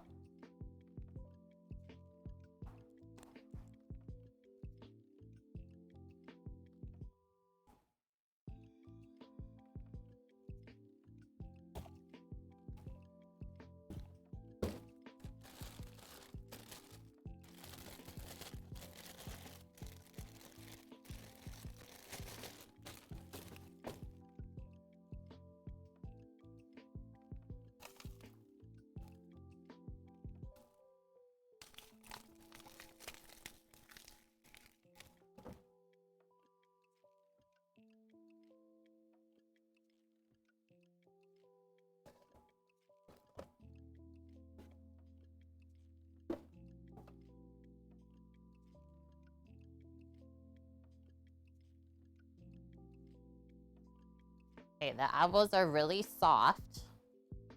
So let's see. That's also why I planned on putting them into mayo, because I was like, probably not good on their own. We'll cut into one. Look at it. It's so soft. I'll save this other one for now. Also, okay, 2 minutes actually. I'm not even gonna start this yet. 2 minutes to go until our bread dough is hopefully proofed. So I'm gonna go grab that real quick and take a look at it and then determine, hopefully it's risen enough that we can divide it and put it into the pan.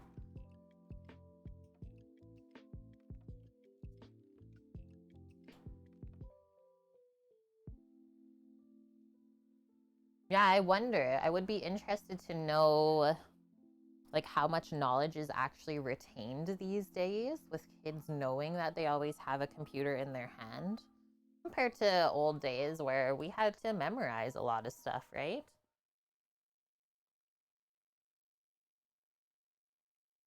Man, they're coming for us again.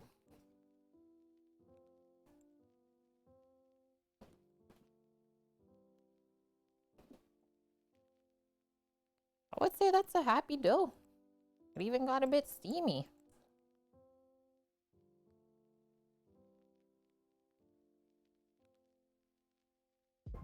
Look at it.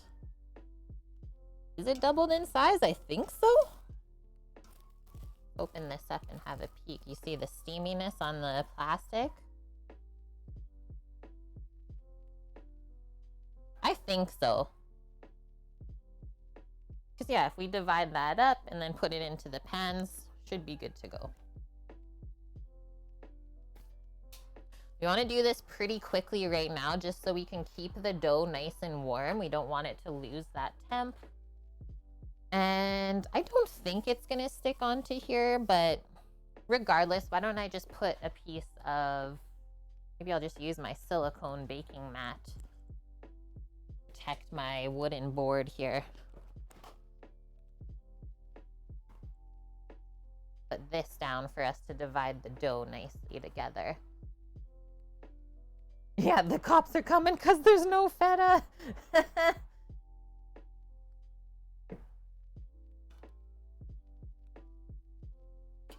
Yeah, this feels so nice.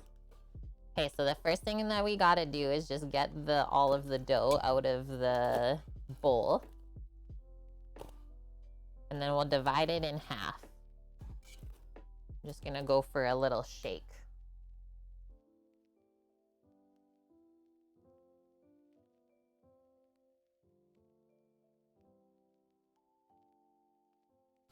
That worked pretty dang good.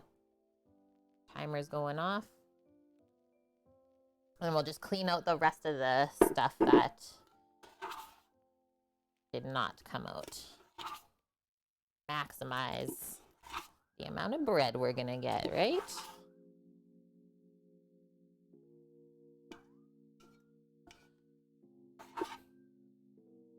Crazy stuff going down in the city today.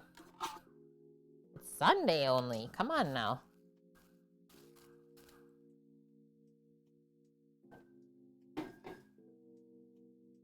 What mayo is going on the BLT bonk? We're gonna mix mayo with some avocado and maybe a bit of lemon juice. See how it tastes all together. You've just been snacking, Mickey. Oh no, I can go grab the Kewpie bonk.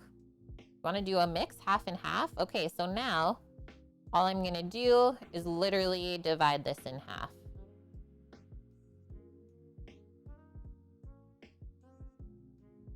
And because of the small amount of butter and milk in the dough, it shouldn't really stick to this.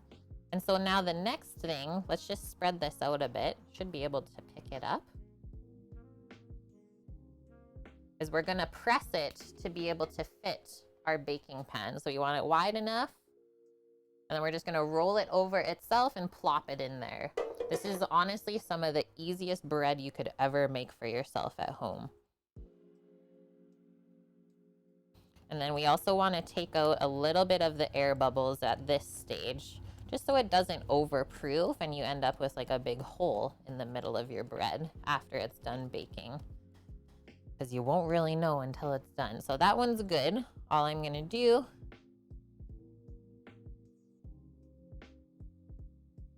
can use a dough scraper to help it loosen off. And then as we're kind of forming it into the log, we're pressing down at the same time so that we don't trap any big air bubbles in.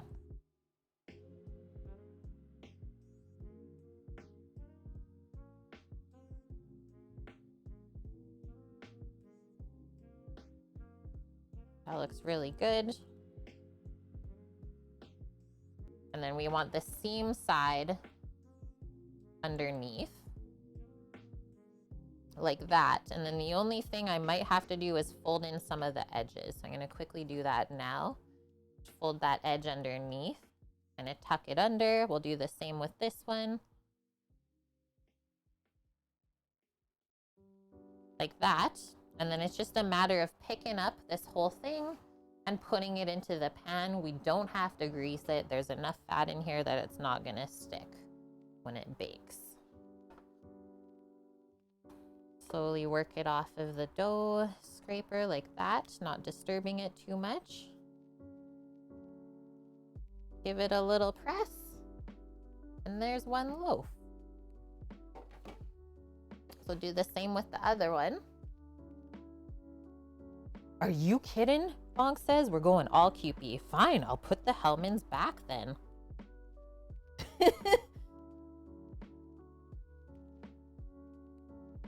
These sliced tomatoes, I have to say, are very fragrant.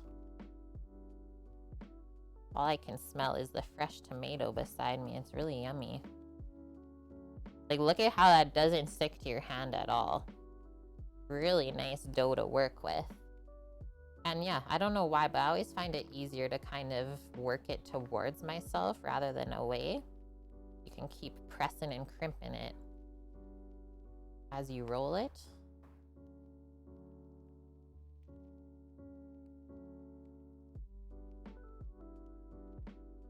So it should be about another half an hour, or maybe we'll do 20 minutes and then we'll start heating up the Traeger for it, right? The Traeger is going to take a bit of time to get up to 350 Fahrenheit.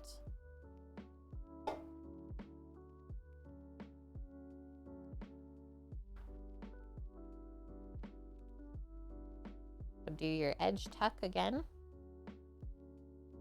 Get it ready for the pan. Same with this one. I just use the dough scraper. It doesn't stick at all.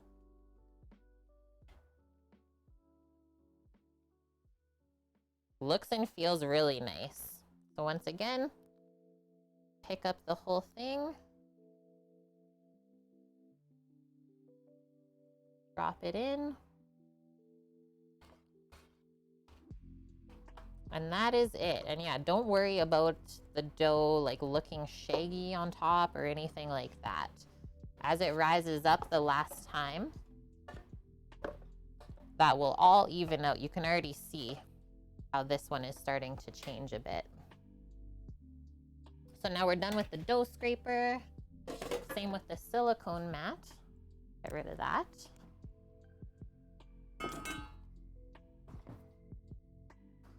And then I saved our plastic so that we can reuse it to keep this all happy as it finishes.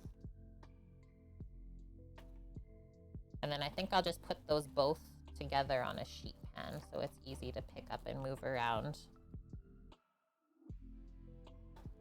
And I'll bring that back in the house because it's nice and warm in there.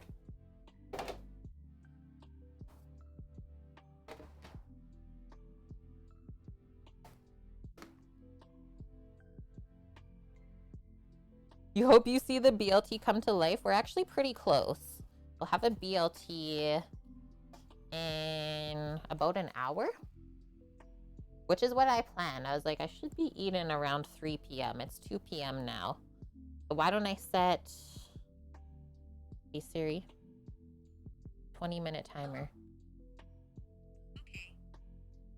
Okay, 20-minute timer. I'll bring this in and then we'll be right back. And hi, Faded. Oh, goodness, Kate. At this stage, could you make cheese bread? I bet. I bet you, like when we flattened out the dough at first, if you sprinkled cheese in and rolled that inside, yes, Mary. Yes, do that.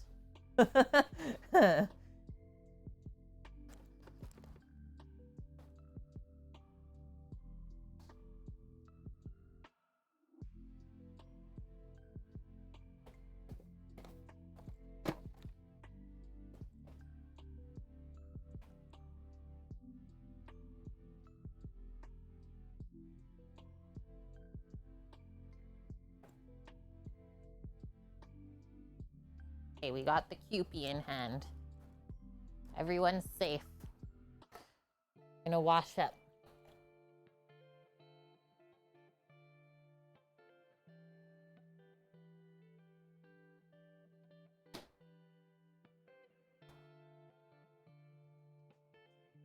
I hope the sandwich is gonna be tasty. I think it will.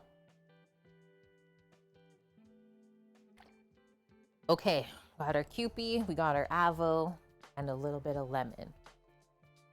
Let's see what we can concoct here today.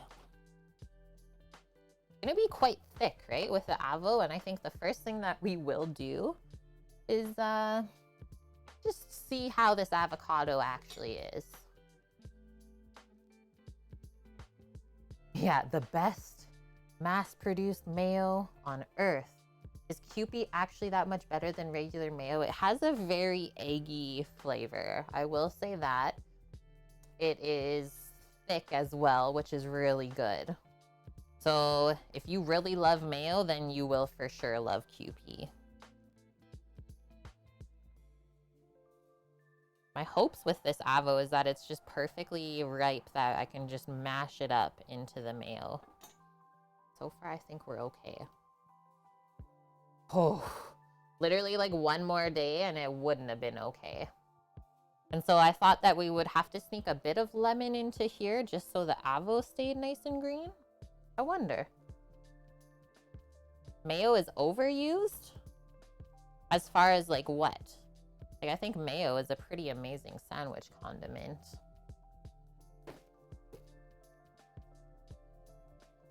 Yeah, I don't know why Kewpie tastes better. It just does. Okay, so let's spoon the avo into here. And then literally all I'm gonna do, mix it together. Just because this is so soft, I don't think I have to blend it or anything like that. We'll use our hand power.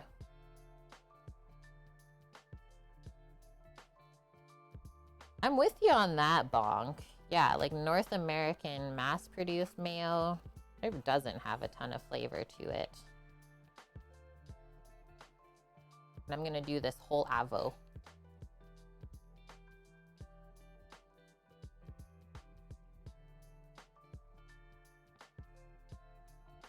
And then the other sad part of it is, like, if you want to do homemade mayo, the price of eggs and oil here, you can't make mayo at home for the price that it costs to just buy this jug. It costs way more to make your own mayo than to buy the store-bought stuff, which is weird. And yeah, I don't even know what Kraft mayo tastes like, nor do we even have it here. I'm really unsure. So let's mash this up a bit first. I think it'll just be easier to mix the mayo in that way. Having the avo smooth.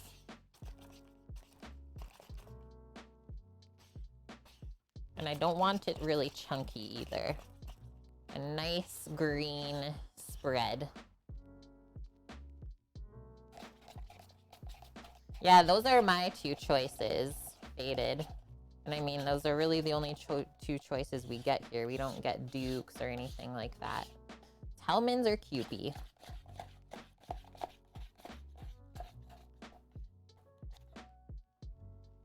It's looking good.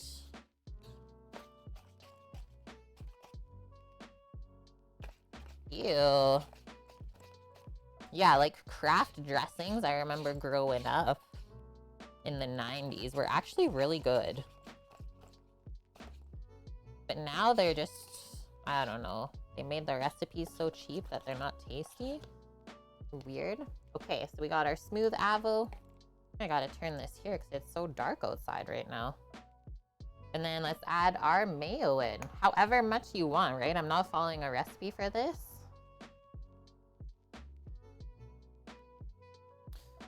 I mean, we've had the debate before, faded, about Miracle Whip. Only a few people, like literally one or two people in chat that are like, yeah, Miracle Whip is bomb. And the rest of everyone else is like, ban. Hellmann's and Best Foods is the same brand, by the way. I didn't know that, Bonk. Thanks for sharing. I don't even know what the brand Best Foods is, though. Big Daddy at Duke's is the superior mayo. That's what I hear.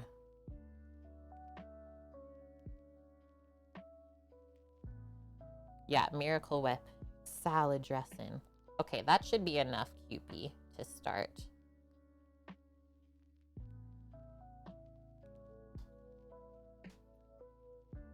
Best Foods is west of the Mississippi. Oh, okay.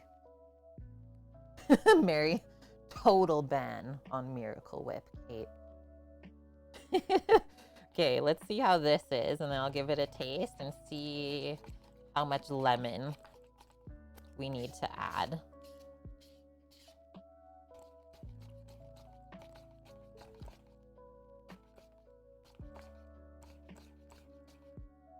This looks yummy. I love the color already.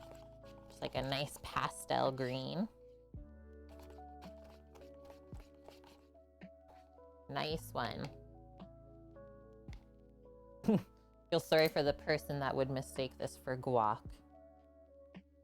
Be a different experience, that's for sure.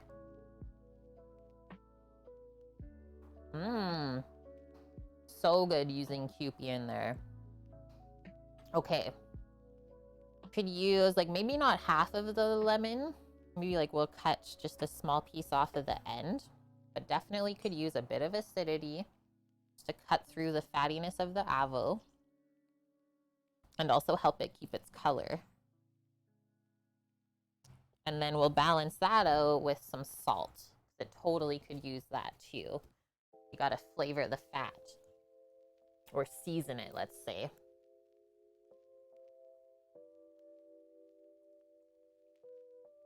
Yeah, Bonk had a really good sleep in.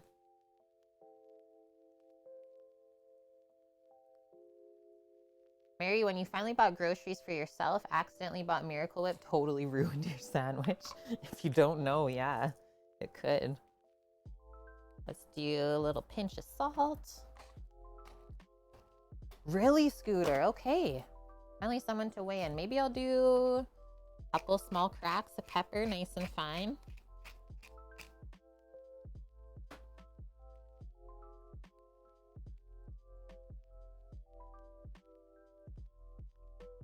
Mish, thanks very much, Mish, gifting a sub to the channel. We've already gifted 5 subs to our community. Welcome in, Lukey Bears. It's great to have you for 4 months in a row. And Mish, thank you for growing our kitchen crew, our food and drink community on Twitch. It all counts. Looks like guac, right, Kit? It's not, though. Do not take a chip and dip it. Okay, that looks really nice, evenly mixed. I'm just going to use the back of this spoon now. That's perfect. You still get the taste of the Kewpie first. So, like, the egginess of it. And I think it, like, kind of tastes mustardy, too. And then it finishes with like the creamy, fruity avo. It's so good. Like, look at how cool it looks. Totally looks like guac. Okay, so that's done. And because we put the lemon, it should stay really nice and green as well. So take that, Hellmans. That was easy. Okay. What do we got on the timer? 10 minutes, so we're halfway there. I honestly think I'm probably just going to start heating up the Traeger now.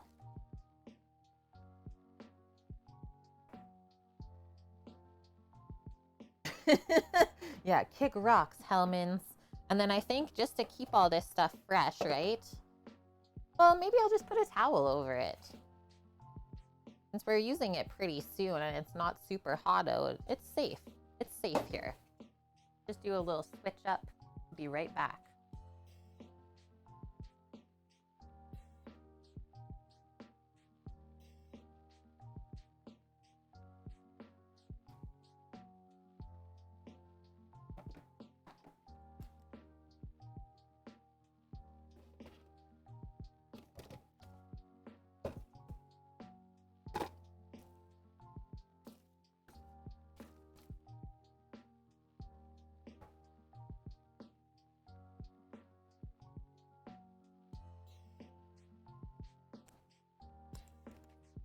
Keep our condiments safe. The perfect towel. I know everyone loves this this towel. All the utensils on it.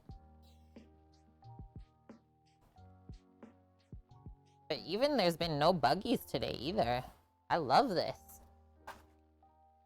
So yeah, last few things on our list. We gotta cook the bacon and bake the bread. That is it, friendos.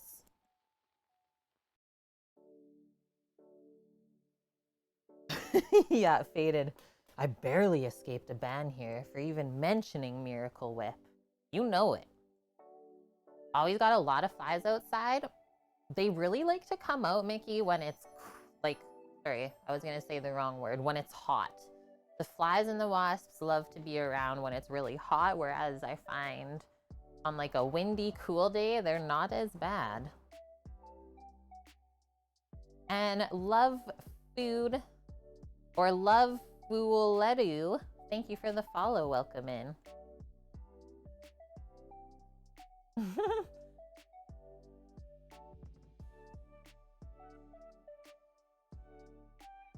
Peek in the Traeger. Good thing I did. It was a surprise.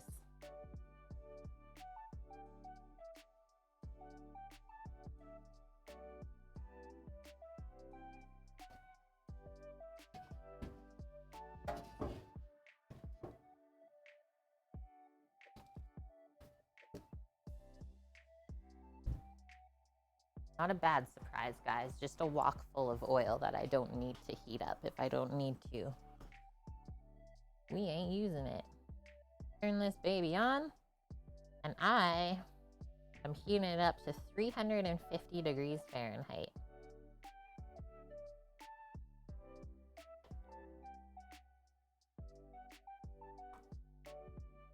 Away we go.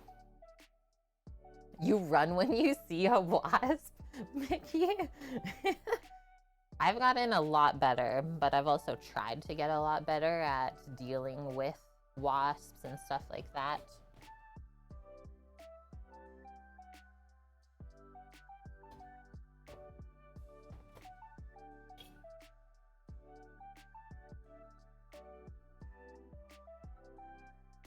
Oh man, Scooter and Bonk are friends off. This is serious stuff going down today.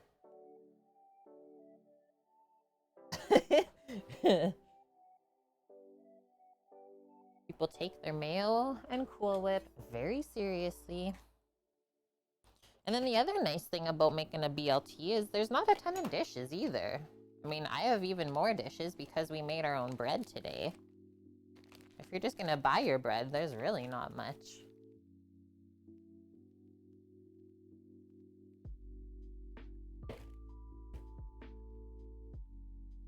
Can't wait to try that ham bacon on it though. It's gonna be really nummies. Run to your parents' house, Scoot. All good. And thank you for sharing your love of Miracle Whip. We will talk to you later, Scooter. Hope you have the great rest of your day. Stay safe too.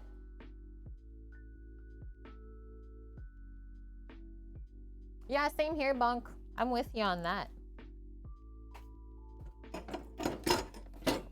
I mean, chef life is not really the easiest if you are a social person. I don't think you should be a chef if you do like to hang out with a lot of friends and family all the time. Why? Because most of the time you're probably working weekends, stuff like that, right? So that's what I found is like once I started my culinary career, really kind of streamlined my group of peeps, and that's okay. That's okay. Hi, Suki. Yeah, that's totally me. Like I'm totally an extrovert or an introvert extrovert. More introvert though, let's say. But it's always crazier to me still that I stream. That's also probably why after streams, especially really long ones, I feel like very exhausted after, right? Have to rest up. Just a lot of stuff to take in. I guess also I can go and grab the bacon out of the fridge while we're waiting. We're getting close to that time. I'll also go peek on the breads real quick. We're almost there, friends. So we got our serrated knife to slice the bread once it's baked. All of our condiments here. Even have the fancy sandwich spreader knife for the Avocado Mayo. Unreal. Okay, I'm also gonna take in the mixer at the same time. Come out with the bread.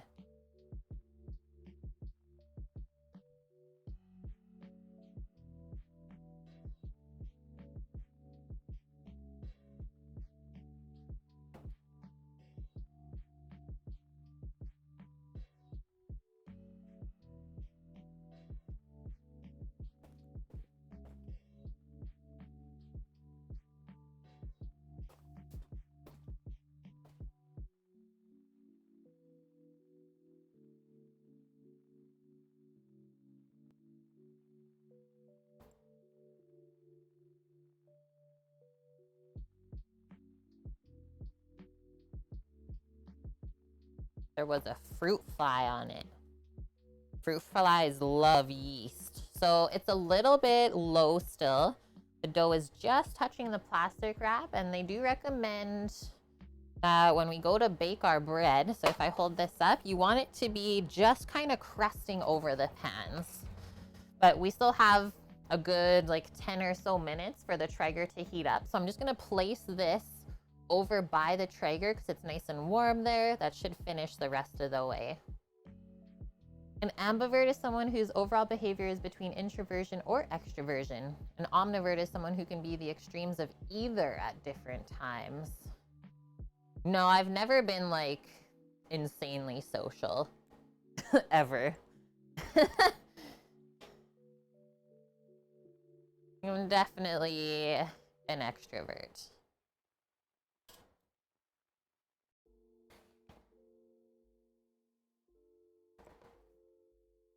We're smoking it up out here.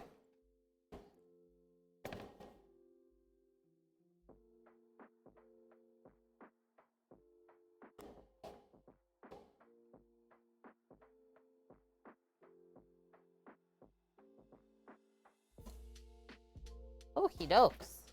Wow, that was a good stream. A really fun and easy stream. So just catching up for next week.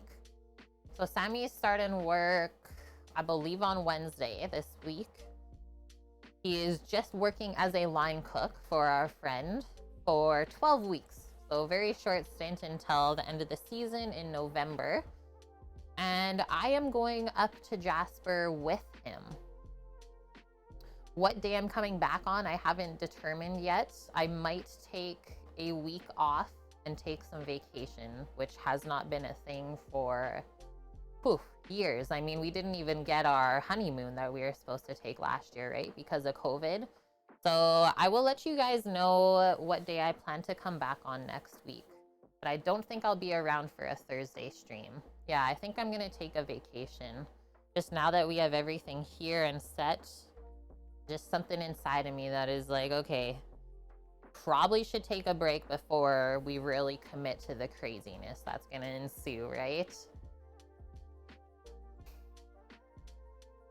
Suki, you're a hardcore introvert. Unless you're at work, then you have to put yourself out there and be an extrovert. Yeah, I will also say, like, so for me, cooking totally built my confidence up. Like working with a lot of different people in kitchens, stuff like that. Yeah, get centered in the mountains. Exactly. Exactly, Sammy. And I also, during that time off, I'm going to be writing a ton of, let's say, sponsorship proposals, stuff like that. So that's also why I've been working really hard behind the scenes to do our full rebrand that way. Make a media package. We have a lot of brands that we want to contact this year as far as building out the food truck, stuff like that, right? And I find that just like as I'm in my streaming sort of schedule, I never really put time towards those things that I should be doing. So if I take the time off and focus that way, I think we'll get a lot of good results out of it. And yeah, I mean, it's just been a crazy couple of years. I know Sam and myself have not really taken a lot of rest days off at all. And you start to feel it after a while, right? Like you can't just always go all of the time without rest. Yeah, so companies that I am writing to, one of them is Jackery, which is a solar powered generator that we'll be able to run the Traeger off of on any given day. And then obviously they provide solar panels, stuff like that. So that'll be really helpful. I'm definitely going to approach Lake Crusette, Canada. Hopefully get something out of that, or even the American one, since I think we have a lot more American viewers still. And then I'm also going to compile our full Amazon affiliate link list into a doc, have a separate section for it in Discord, and that way you guys can see all the equipment that we like to use and purchase through our link and help us out that way too. I know a lot of people have been asking, like, hey, what knife do you use? Oh, just go check out the doc and follow through the link, right? I'm going to be doing a lot of computer work. So as much as I say it's going to be a vacation, it won't be still. The joy of being your own boss. Okay, Traeger is now at 200 Fahrenheit, and one of our loaves is already popping up over the top, so that's perfect. I'm just gonna swivel this.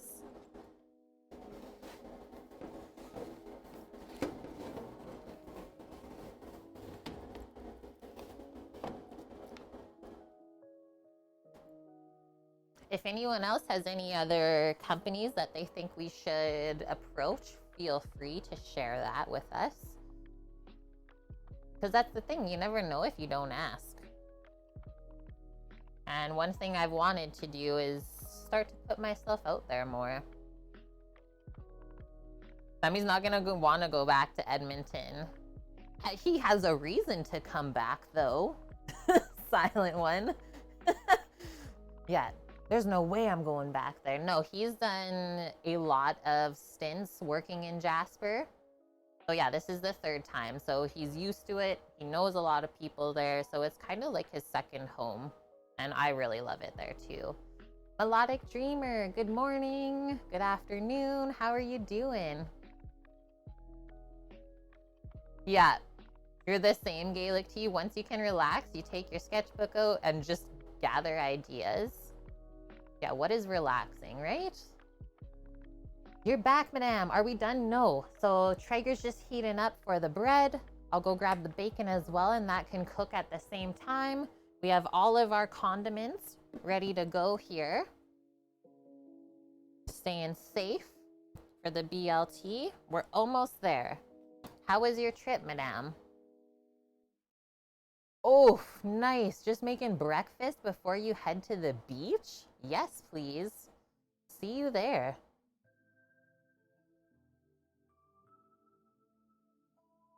That sounds like a perfect Sunday. Excuse me. Okay, I'm gonna go grab the bacon since we're almost at temp.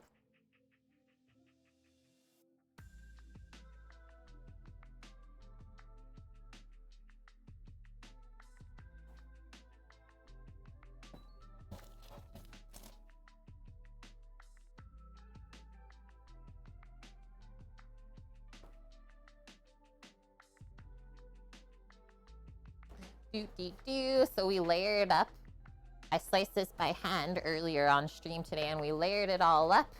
I'm gonna cook the bacon in there so it stays nice and flat and cooks evenly. How did I know you were gonna come out when I brought this tray out? She was laying down inside, and now she must babysit the tray of bacon and make sure it doesn't go anywhere. Oh, it's actually Monday there. Unreal, you're in the future. I hope it's all right. Visited with your uncle a bit, madame. Cousin's coming to town this week. Hoping to have them over, and you want to make a cheese platter. Got any best cheese dips? Oh, like a warm 3 cheese dip? I mean, I'm always a sucker for queso. I do love me a good queso. Or you could go like a spinach and cream cheese. Like a spinach dip is really nummy.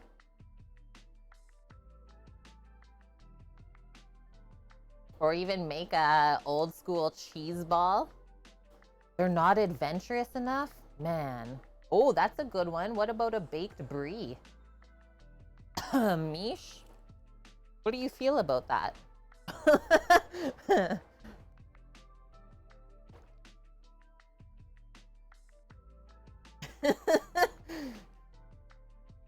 Yeah, refuse to answer. Yeah, you could even make the pumpernickel loaf for the spinach dip. Exactly. Or even the cheese sauce. Maybe if you're feeling really crazy, madame, you can make a beer cheese. That's yummy. The only thing I'll recommend if you're gonna make a cheese sauce is make sure that you don't get it too hot, that the fat starts to split from the dairy. Because then the cheese sauce is not that tasty. Yeah, Misha's going to sit in the corner.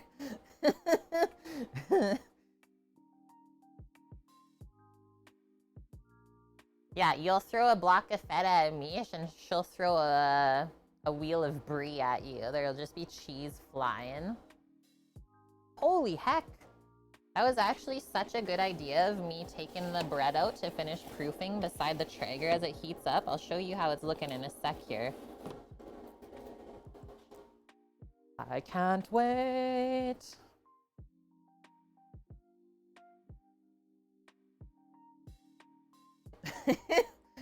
Oh man.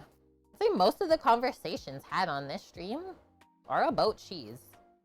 Probably close to 50% of them.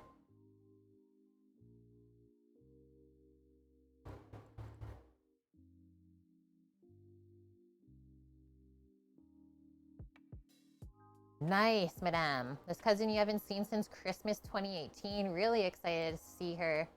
Out of all your cousins, she's probably the closest, and she's a cheese fiend. Yeah, Bonk will just catch the cheeses out of midair. Okay, well, there's definitely no feta coming up next week on stream. But maybe the week after. I mean, Sammy's not here anymore to shop with me. So if I feel like feta, I'm gonna buy the feta mish.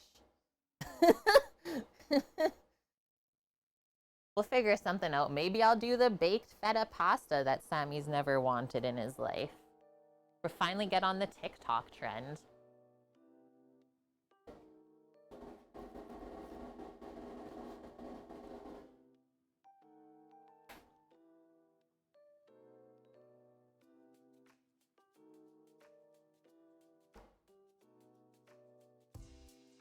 Mmm.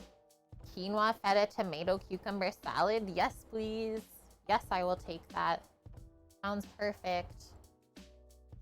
Okay, that's done. That's done. That's done.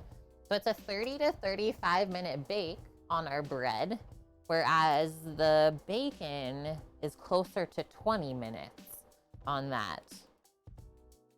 But I think we'll still put it in at the same time. I'm okay if the bacon is done a little bit early before the bread. And whether we have to remove all of the bacon pieces off of the tray because there's too much fat on the tray, and when it cools it gets gross, right? So we'll see how this bakes up. Not done it this way yet. Very intrigued.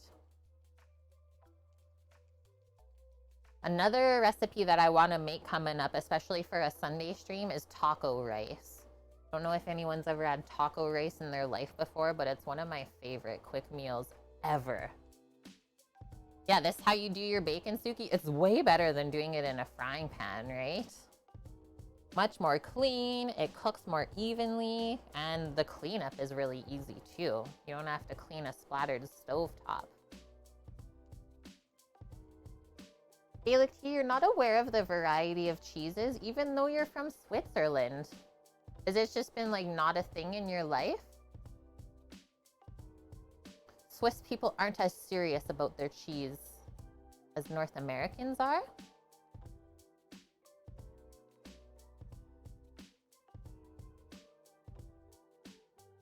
Okay, like 2 more minutes on the bread loaves, and then I'm happy with how they're looking, and they can go in for a bake. A bake to bake. I got a cute pupper napping beside me here, making sure she doesn't miss any of the action. I will say that, Bog, yeah.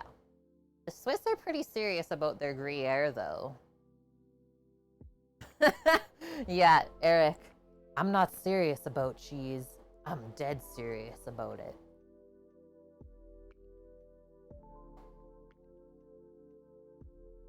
Actually so hard to pick a favorite cheese. Okay, chat, we're posing the question. You can only have one variety of cheese for the rest of your life. What would it be? Just one. I know it's going to be really hard to answer. Make sure you think about it long enough. I know, I'm stressing right now too. Don't look at me, I'm thinking.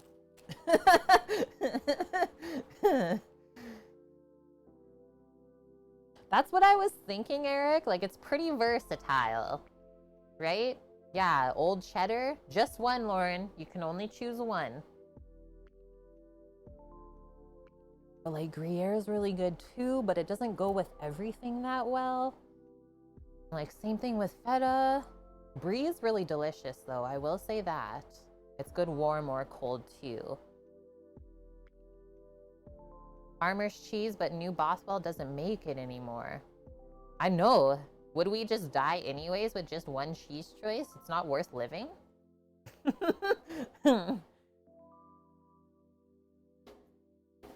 Okay, check this out. Check these dough babies out.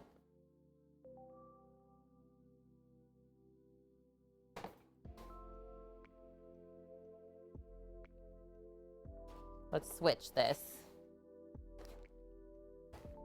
Okay, also just want to show, looking at the other camera, we can see that the loaves are just popping up over the pan. So gently take that off, and we'll spread these out so they bake nice and even in the oven. And then I'll set a 15-minute timer so we can check them about halfway, give it a swivel, and then carry on. And they look really nice. Like, look at the sheen on that one. Barking Darrow, thank you for the follow and welcome in. Okay, I'm gonna pop these in and we can keep having our cheese chat.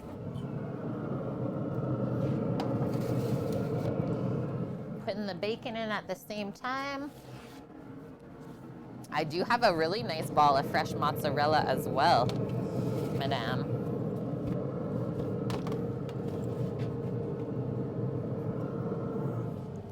Okay. 15 minutes on the clock. Monterey Jack's, it's closest to the farmer's cheese, madame. Having only one cheese would suck regardless, but you're feeling camembert. That's a good choice, Scarman. Gaelic tea says mozzarella. That's a very versatile one. Nice and creamy, not too much funky flavor at all.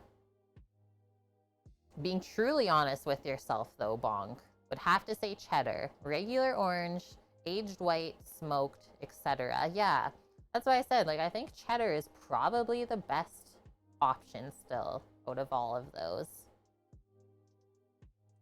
Just for versatility. Madame, did I tell you I made pesto with whatever I had? So I had your fresh basil, pumpkin seeds, and garlic. All you had was Monterey Jack since you couldn't find Parmesan at the store. It was really good and it didn't make your tummy hurt. Nice. How did the Monterey Jack cheese like blend up into there?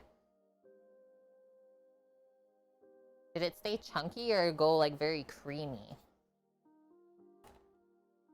Okay, one last piece of garbage. Oh, okay, you mixed it in after. Cool. So did you just like grate it then? I've never done a pesto with anything other than like a hard aged cheese. Oh, nom. Yeah, you put the pesto right onto warm pasta so the cheese just melted anyways. Yes, please. Lauren says a smoked Gouda for her cheese. That's like a very unique one to pick, Lauren. You must really love it. I don't love smoked cheeses. I don't know why. I still remember the first time I ever had Applewood smoked cheddar, and that was life-changing. I'll never forget that experience.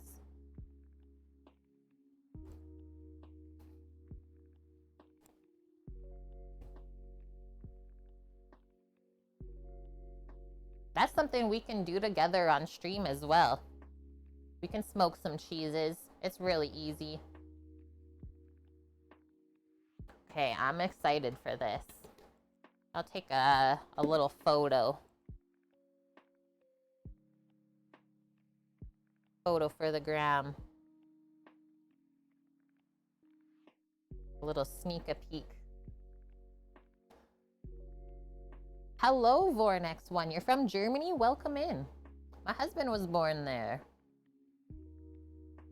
And we also have like quite a few German viewers, so welcome.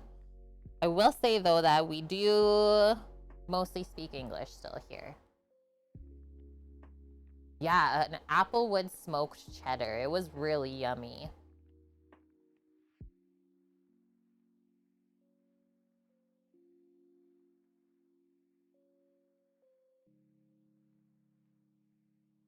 Behind the scenes BLT action. What are we cooking? So today we're making a sandwich known as a BLT. So it includes bacon, lettuce, and tomato. And then we also made it a little bit more fancy. We did an avocado mayonnaise that we made. We're doing old aged cheddar, and we also made our own bread for the sandwiches. So the bread is baking right now, and the bacon is also cooking in the oven. And other than that, everything else is complete. Mickey, what was the snack this time? Lauren says smoked Gouda and crackers is your dad's favorite snack and you like it too. Plus it can melt, so it'd still be good for burgers and the like. Yes. Yeah, my husband comes from Germany. He came over to Canada when he was a wee tot still. And thank you for the follow as well. Mowing Delon. Love that. Love that username.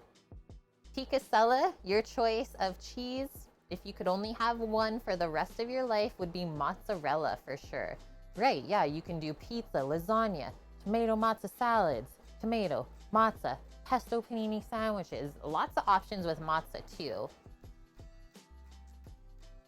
Would you go with the brick mozza though?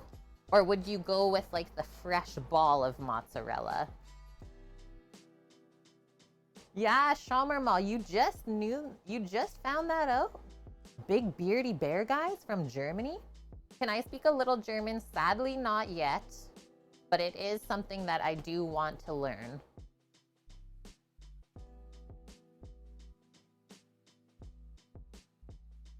Yeah, Blondie, Fior de Latte. I still have a ball of that in the fridge. I've been thinking about it.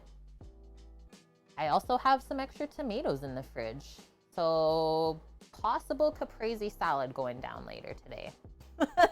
Possible caprese in our life. I know, I just didn't want to confuse everyone with all of the different letters in their bong. Technically, we are making a BLTCA. Making a bacon, lettuce, tomato, cheddar, avocado sandwich. Yes, pesto panini sandwich is so good. There's a pizza maker streamer who uses the mozza curds. Oh, do you remember their name, Samovar? It's not cheese pizza, right?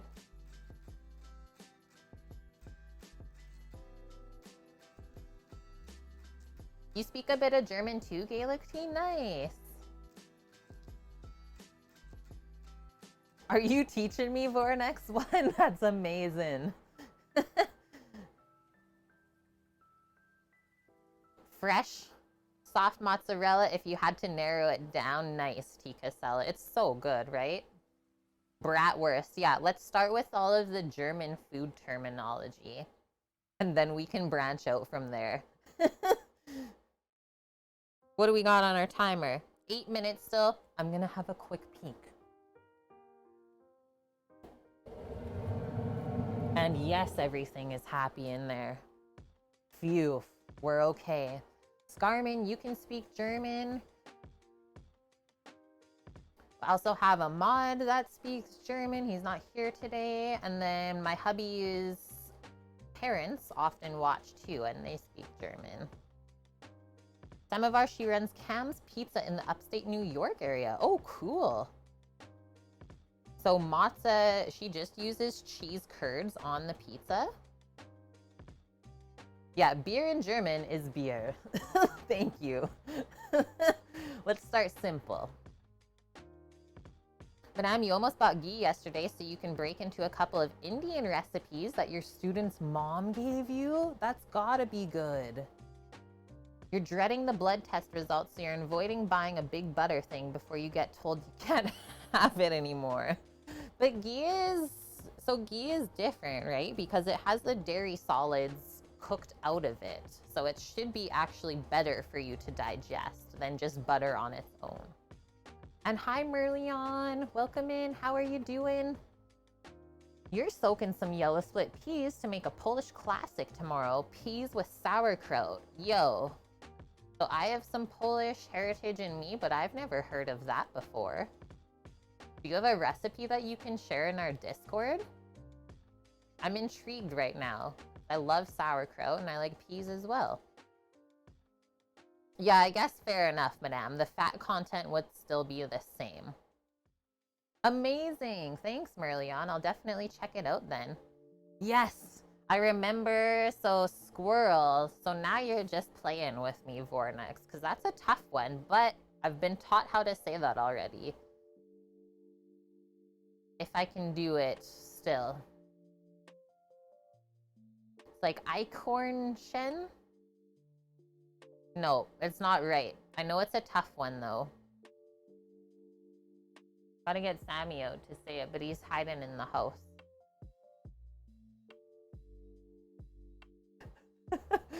Vornex is probably just laughing their butt off at their place right now. Here's one thing I'll try and do for us. Just a, oh wait. A quick little mobile cam to check out the breads when I look at the Traeger. See if this works. Swiss German would be too much here. I would die. Gaelic tea, please, no. Not like this.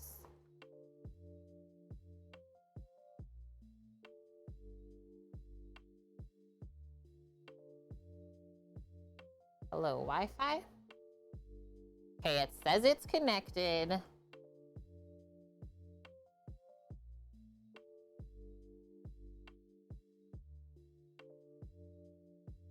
I'm just gonna check the scene real quick because I think it's lying. Yeah, see? Lying.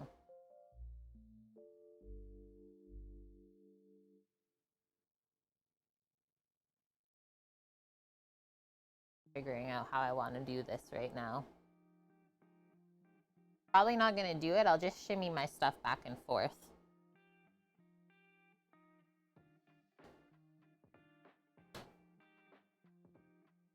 Friend tried to teach you how to say cupboard in Swiss German, and that was the end of it.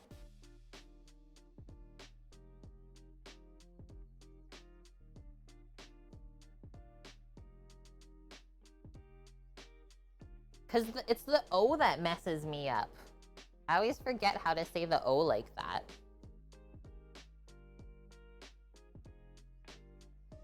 But I do like the sound of the German language. Some people don't like how it sounds. I really like it. I think I would have a lot of fun speaking it.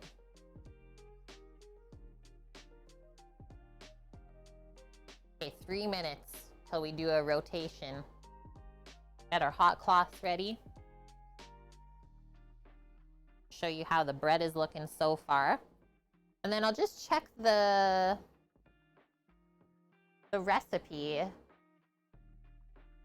for the bread.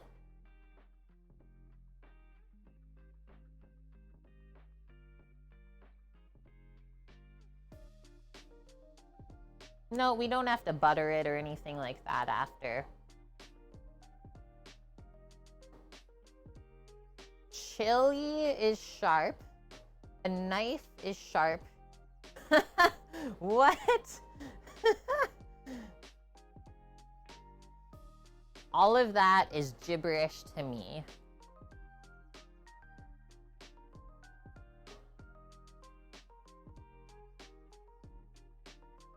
And like, considering that English as a language is very difficult to learn, you would think that our mind would learn the other languages a bit more easily, right?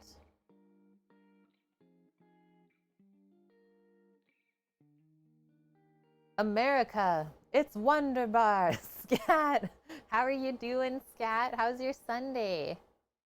Okay, awesome, Merlion. I'm gonna check it out for sure, and thank you so much once again for posting that. Very simple and super yummy. That's something I can get behind. Yum, that looks really good and healthy. What are we making, Pfizer? We're making a BLT today. We're making a sandwich. The bread's just baking. The bacon is getting crisp. We're almost there. Almost there, friendos. I know, I'm hungry too.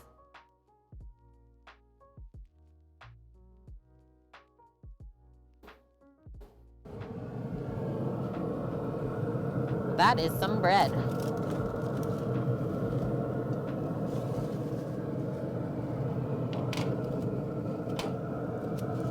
Bacon's having a swirl. Just gonna close that up. I'll show you how these are looking, which is absolutely amazing. Look at the bread loaves. Okay, let's sneak that back in because that's only the halfway point.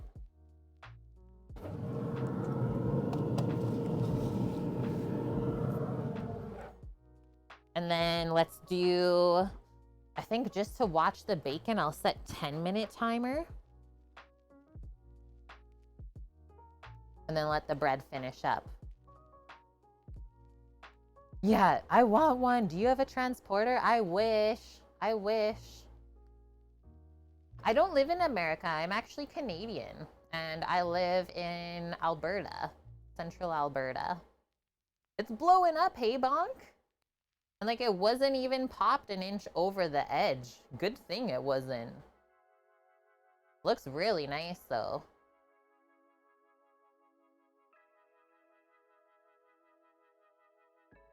And Sammy, so Sammy's just posting a link to our YouTube channel. We're still trying to grow that up. And it is going to have a lot more stuff uploaded to it. So we're going to be doing a weekly truck vlog to show how the build goes, stuff like that. So if you miss a stream, have no fear. Also, all of our VODs from Twitch are uploaded onto the YouTube as well, so you could easily scroll through. You actually think that, Pfizer? Canadians' food is the best? What's your favorite Canadian food? I think as far as Canadian food goes, it really depends on the region. If you think about the country, it's very large, right? So the environments on one coast are very different compared to the other coast, as well as everything in between. So like the prairies, right? Thank you for the follow as well, Dr. Dark Matter. Yep, they do speak French here. So one half of my family, one side of it, my dad's side is French. And then my mom's side is Ukrainian and Polish. It's very cultural. Exactly, Torino. But then it also, like, I think some of the most Canadian food comes from indigenous recipes and being able to live off the land, foraging for your food, stuff like that. Felix, you got fresh croissants this morning, so you kind of smell the fresh bread when you showed it. Yum. Semi-smell-o-vision, we can say. Oh, cool, Pfizer. Yeah, some Canadians were relocated to Louisiana at a time, and that's why Louisiana food is great. Yep, they got some French influence there for sure. The Acadians. Can I also speak French? Not fully. Yeah, I can't speak it. I could possibly write it, but even then, like, I took it back in school, and because I didn't speak it all the time, I totally lost it. Once again, though, like, two languages I really want to learn is still French and German. I think it's so silly that, like, North Americans, most of us only know one language, that is English. Like, I remember going to travel in Europe, and basically you get laughed at if you only know one language.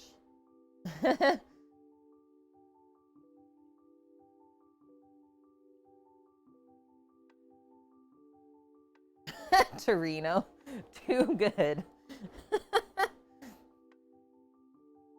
Okay, one other thing that I'll need. So when we take the bread loaves out, they'll have to cool a little bit.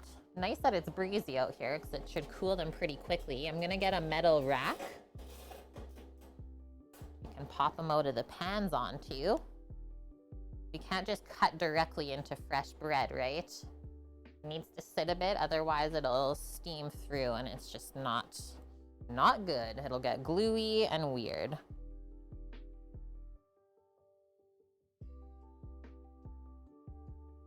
Rack likes to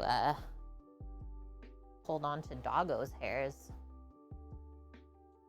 Pfizer, yeah, some teachers, well, they need to be told, so there's that.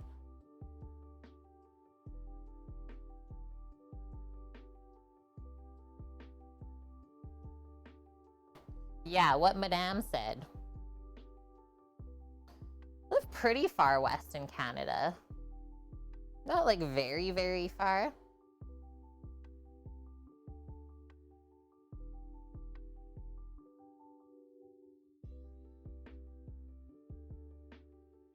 Qu'est-ce que tu vas cuisiner aujourd'hui? See, like, I can pronounce it all. But if I spoke like that to a French person, they would be like, are you feeling okay?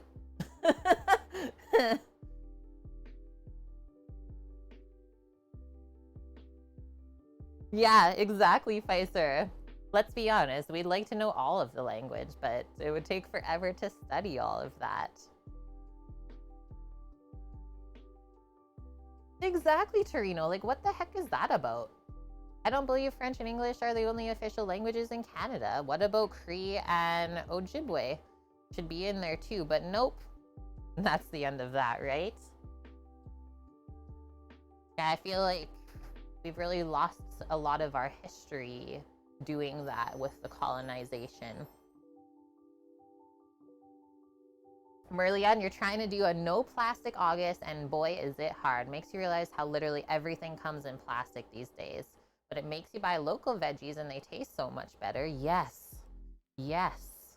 And I will say, so a lot of places you can recycle most of the soft plastics. That's what we started doing. And it really, really cut down on the amount of trash that you're getting rid of every week. That's really cool, Torino. Yeah, even your Baba knew a bit of Ojibwe when her and Dito first moved to Canada. And thanks for the follow, Unseeing Frame 18. Welcome in.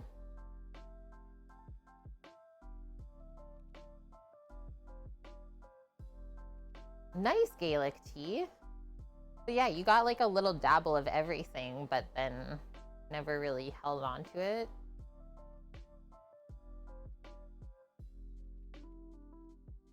Read that plastic's not recycled at all. Is it actually recycled? I mean, I guess that's what they tell us. And like there are separate places here to recycle it. So I guess it depends on where you live. Totally bonk. Yeah, we should all be speaking Indigenous American Indian. We should be, right? The classics should.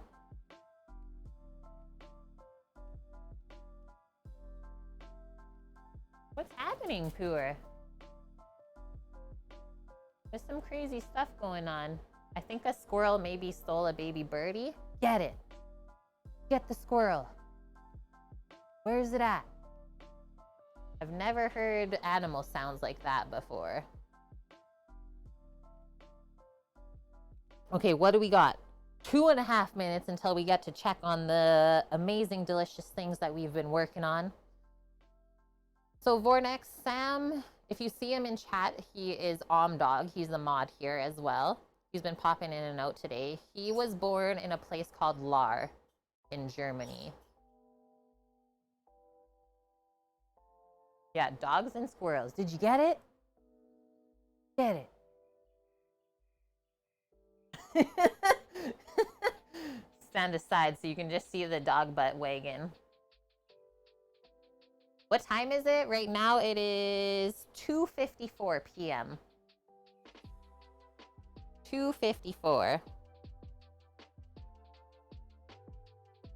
He might be able to. I know he can't speak full German anymore either. He lost a lot of it, but he knows a lot of the language still. Okay, since this is almost ready, I'm going to take my last bathroom break. So hold tight. I'll be back in a minute or so, and then we'll finish everything off. BRB.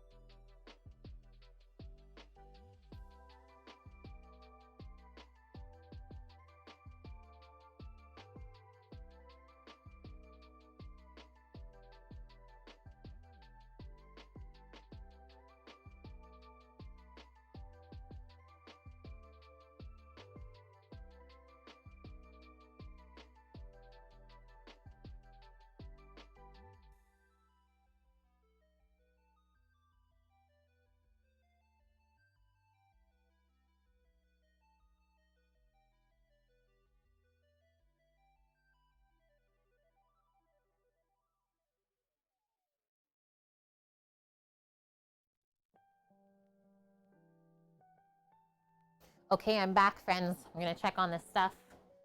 Bread should be done.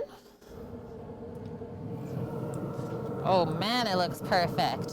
And even the bacon is almost perfect too.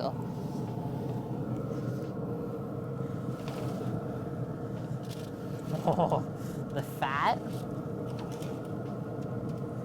Close that up a little bit longer. Check this out. Oh, look at the bread loaves. Come on in. Put one cloth underneath there. Keep it from burning the board. And then we're gonna pick these up, take them out, and let them cool off. Oh no, the power's out. The worst, Pfizer.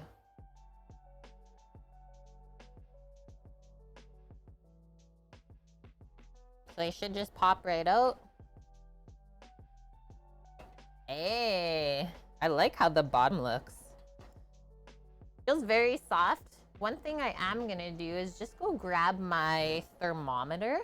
I wanna check the temp just to make sure that it is baked through fully.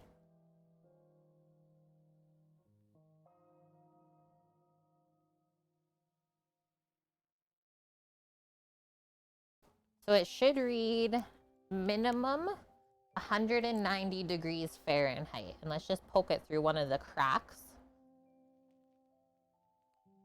I mean, it has cooled down a little bit since taking it out. So let me check this one.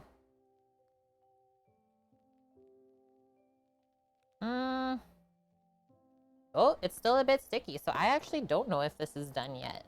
Let's do another 5 minutes just to be sure. I'm glad I checked because sometimes it's deceiving. It looks perfect on top, right? But you don't want to let it cool and then go to slice it and it's like not baked through. So that is like the best way to check is a thermometer rather than even doing the toothpick method.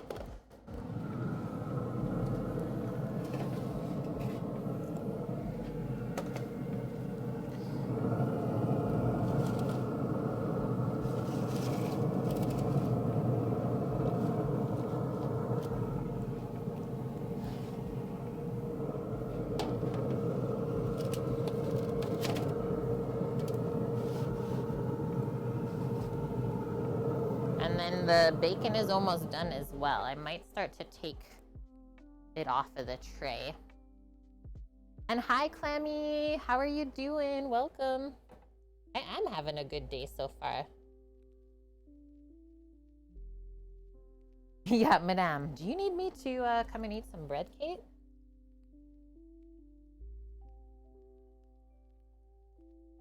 I don't even know if there's going to be extras after today.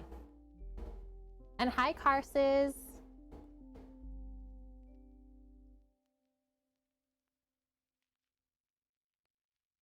Yeah. How do I check the cake temp with the touchless thermometer?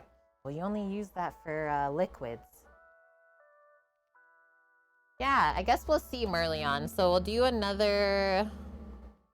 like 3 minutes on the timer from now.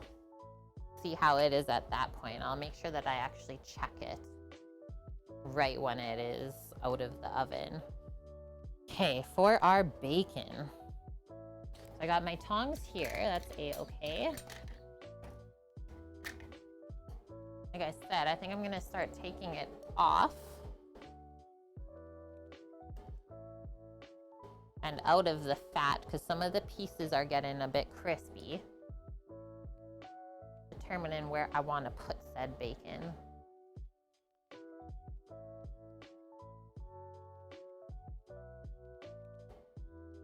Maybe just in a bowl.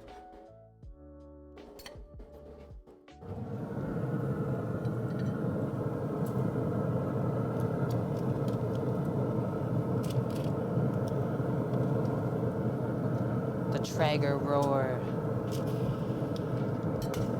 Whoa.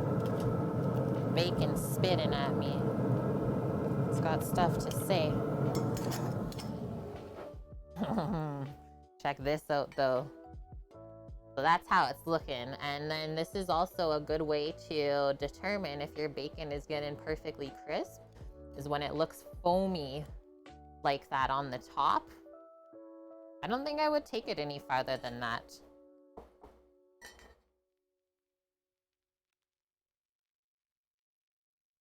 Took German in school, Mish, but it appears I may have forgotten some. Nice. Nike, hell yeah, just got home from work. Yeah, dude, had to clopen. Are you even alive? Closed last night, got out at 1:30 and had to be back in at 8 a.m. You know that's illegal, right? I mean, I've had that happen to me a lot too, though. So, like, when you're in this situation, what can you do? And yeah, right now it is the middle of summer in Canada. Sounds good, Scarman. I hope you have a great rest of your day or night wherever you are. And if you want to see how the BLT turned out, you can always come back and watch the VOD after.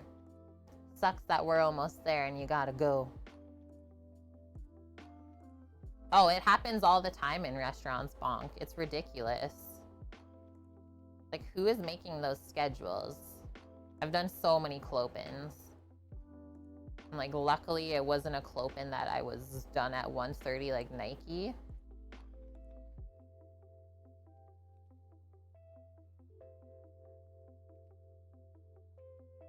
Labor laws? What kind of restaurant follows that? That's just madness, Bonk.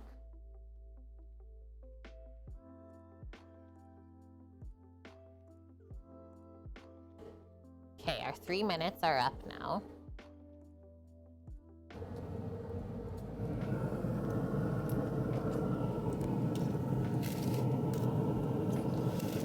Yeah, I think the bread needs a bit more. I can see it's wrinkly. Do another 3, and then we should be good. I'm having a hard time not snacking on that. Might have to check how it is cooked up.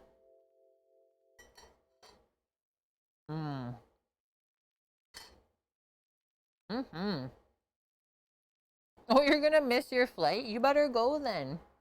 Go, go, go.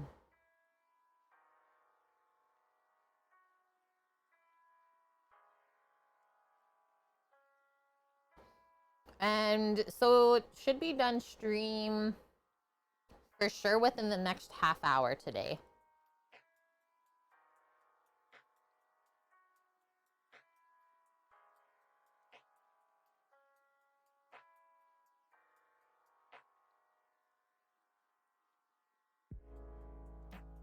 Just wanted to finish munching on this. So typically Sunday streams, I do quick and easy items. Today it's a bit different since we do homemade bread. It took the longest. But yeah, typically Sunday streams are no more than 4 hours. And that way we get to all go relax the rest of the day. Enjoy the day. Because I stream Thursday, Friday, Saturday, Sunday. So it's also my Friday today too. I like this ham bacon that we made. Because it's not cured, it's not salty all the way through. It was just seasoned on top. So it has a really nice porkiness when you start to eat it, and like just a slight salt. So we really want to be sure that we season our tomatoes nicely. Yeah, I guess, Nike. As long as you're getting paid enough when they make you do clopens like that, hopefully that makes it worth it, right? Okay, bringing the thermometer over. Let's check this bread again.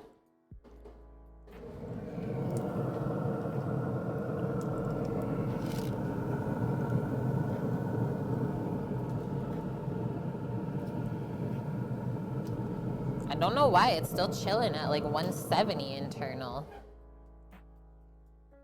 Like, you can't just turn up the heat to make it go faster, because then the outside of the bread's gonna burn.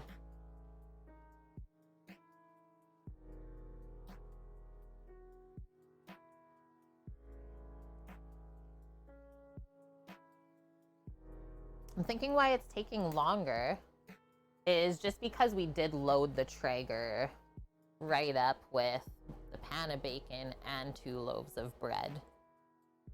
But while we're waiting, we can get our plate ready to go here.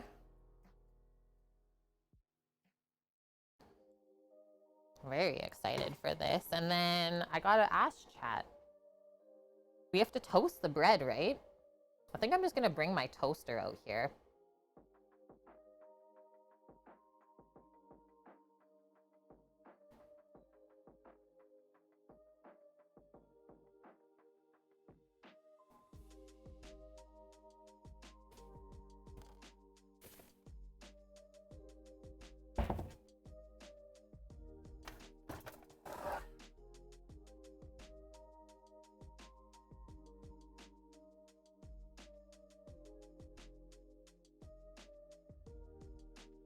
Handy dandy toaster. We can even see through to what we're toasting.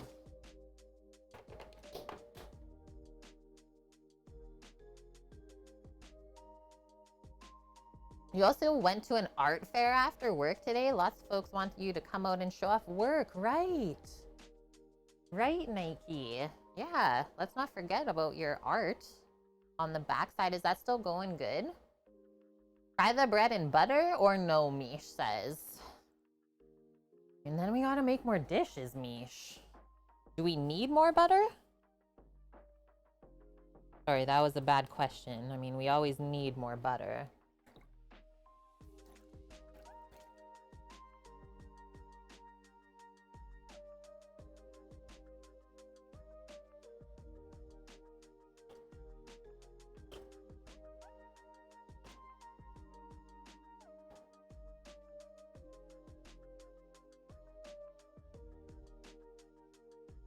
Oh yeah, that's right.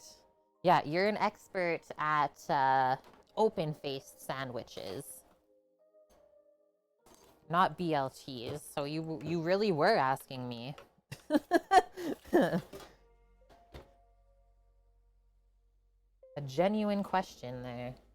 Okay, toaster is ready to go. Plugged in.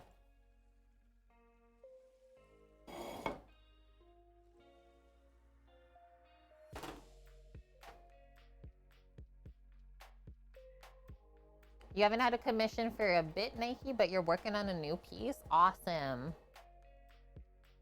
Yeah, right, Merlion. Now that you said fry the bread in butter, obviously I have to make a grilled cheese.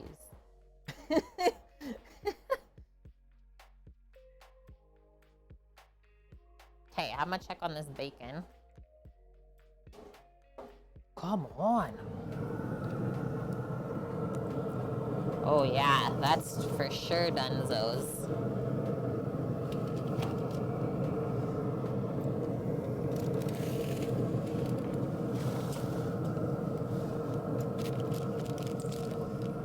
Hot bacon coming through.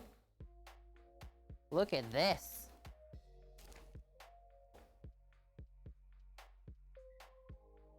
Whoa. So I'm gonna take those off, right? Because we don't want it to just sit in the fat. Because as that cools, it just is not very nice on the palate. And yeah, as long as you let it drain really nice, it doesn't just stay sopping in the fat, right? Even if you put it into a bowl. And I also like the angle that this is sitting at, because all of the fat is coming forward right now. So I'm just gonna push these pieces up, let them kind of cool and finish draining.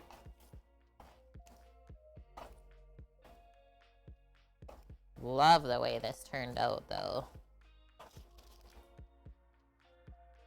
Maybe I'll even prop it up a bit higher. I'll sneak a towel underneath.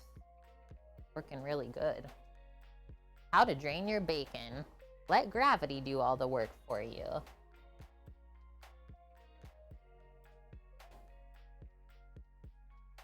And I mean, momentarily we'll be taking the bread out anyways, so we can't take too long doing this. I think that totally helped though. Doesn't look fatty at all. Where is your man? He is just chilling inside. He's about to start a new job coming up this week, so he's just getting himself ready because it's out of town. About 4 hours from here. Grilled cheese with bacon is also good, it's true. Okay, so these pieces up here are already looking dry. Taking care of those.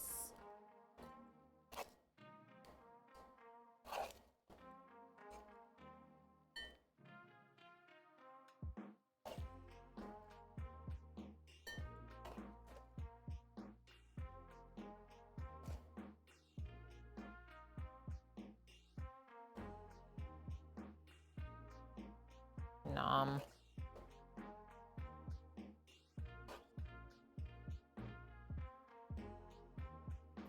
That to the side.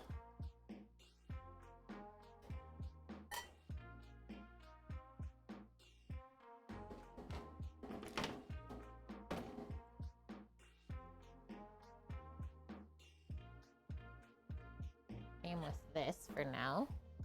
I'm gonna put this over here for the bread pan. Oh, there's nothing he can really help with right now. We're just waiting on the bread to bake.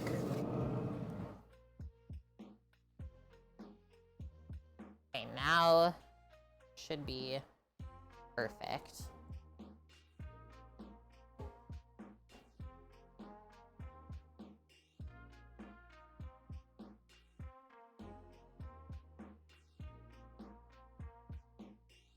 Yeah, perfect. 190.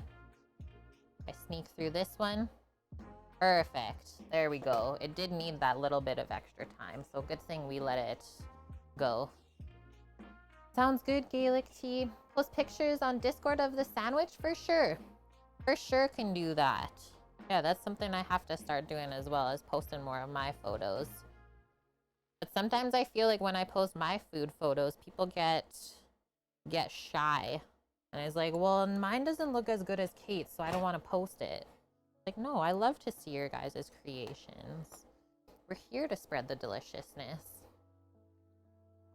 Yeah, why are you here, Mish? You know better. Thanks, Fornex. I think it turned out great. It's so satisfying to have the bread just pop out of the pans like that, too. Okay, so now that's gonna cool off. Let it do its thing.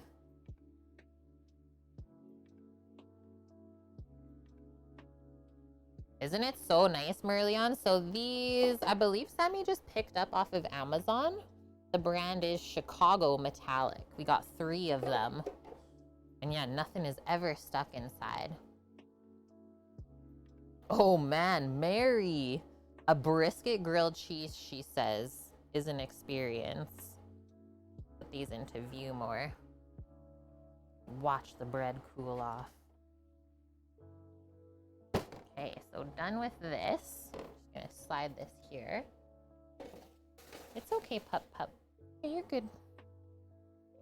And then the Traeger can come off. So we're literally just waiting for the bread to cool so we can toast it and assemble the sandwich. Wahoo. Did not really make any dishes today. Gotta love that.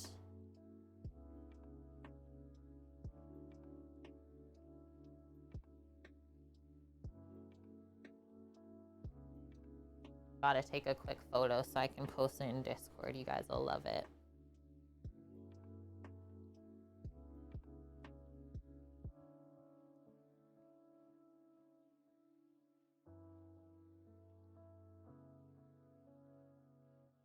The look I'm getting right now,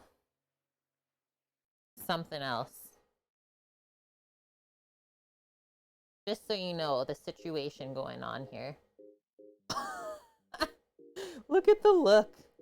Like, are you taking a photo of me right now?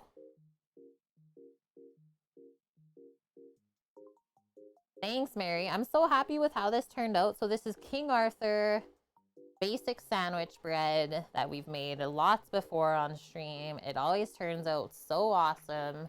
And everyone should have, I mean, other than yeast, you should have all the other ingredients in your house. Okay, I'm posting that photo in pets.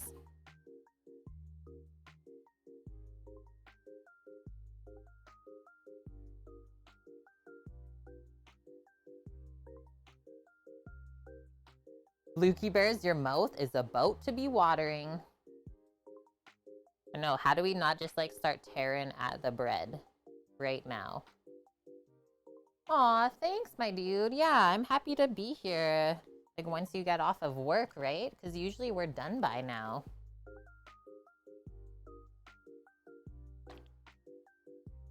It's pretty good, though, considering the bread recipe itself says it takes 3 hours and 5 minutes. We are only at 3 hours, 16 minutes, including everything else being complete, right?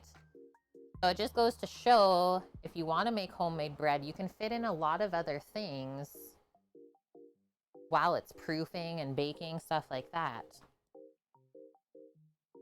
And it's always nice to make bread on a Sunday. I will say that as well. Kind of a Sunday thing. Sets you up for the week, right? And yeah, I'm really pumped to see how this is on the sandwich, the avocado mayo.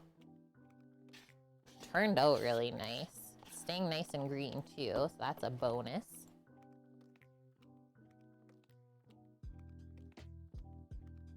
Hi, Helquin. How are you doing today? Yeah, these are cooling off nice and quick. Maybe 5 more minutes and then we can get started. The reason we don't slice into fresh bread right away is because it's really steamy inside. So you think about how soft the crumb of the bread is. Because if we try and slice as it's steaming, it'll go very gluey on us.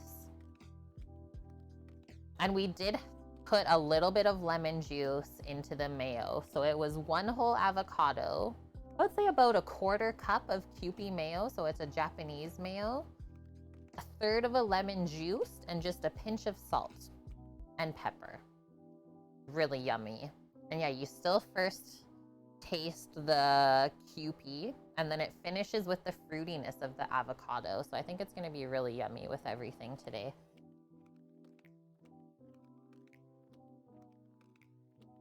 And I'm also gonna take a picture of these bread loaves here.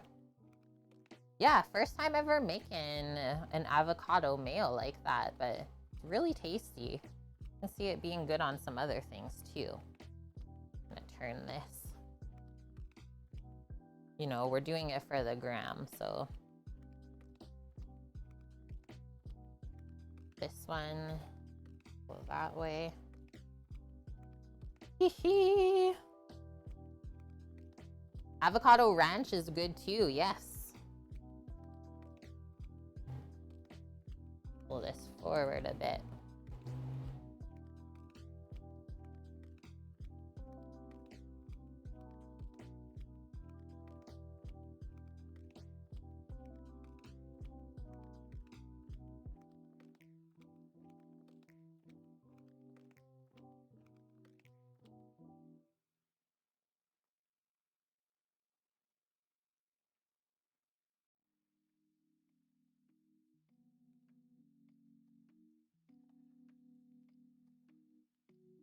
Oh, that's a good one too. Go from that side.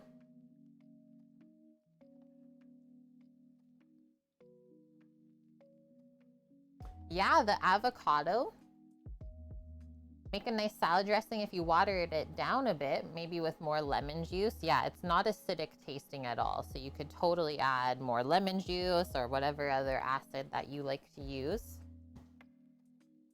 And maybe even mix in a bit of avocado oil to loosen it up too. Welcome back, Pfizer. Your internet is being good again. Helquin, if bread was a color name, it would be this one.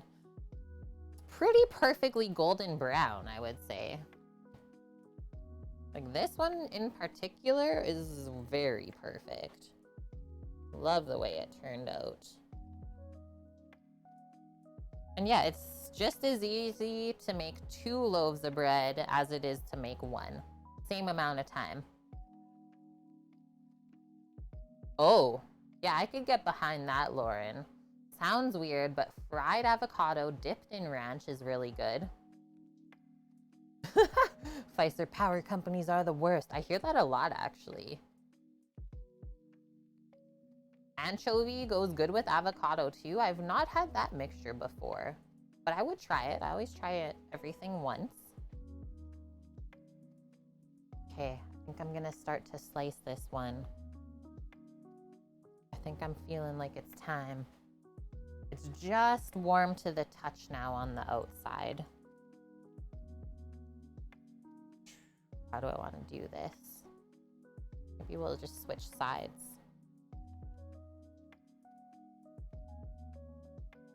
Yes. Yes, we will. Yeah, you're getting hungry now too, Pfizer? Okay, so I always just kind of trim off the bread butt is what I call it, the end piece.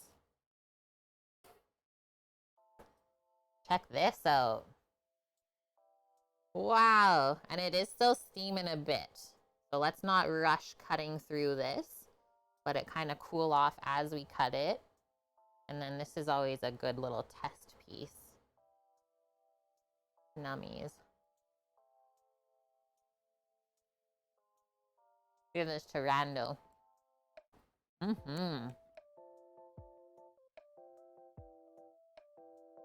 Welcome. Thank you. Rando approves of the snack. It's like buttery tasting and kind of sweet. That's a good bread loaf recipe.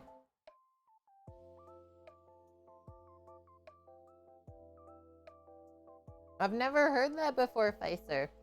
End pieces are great. When you make a sandwich with the ends of a loaf of bread, it's called an ender. Okay. So I think it should be a little bit thicker slice, just so it can hold up to all of the fillings, right?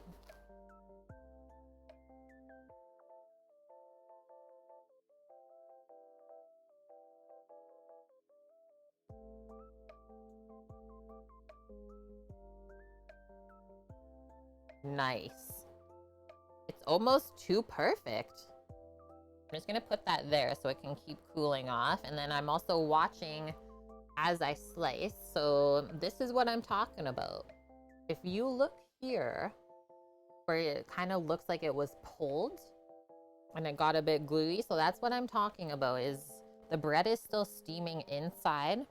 And then if I show you this on the knife, as you go back and forth, even though it's cooked through, you get these little gluey sort of gluten pieces that build up with the steam.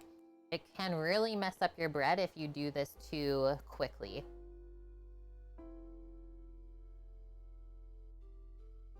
You're crazy about 3/16 for slicing? It wasn't that thick of a slice. I would say it's not more than 1 inch thick.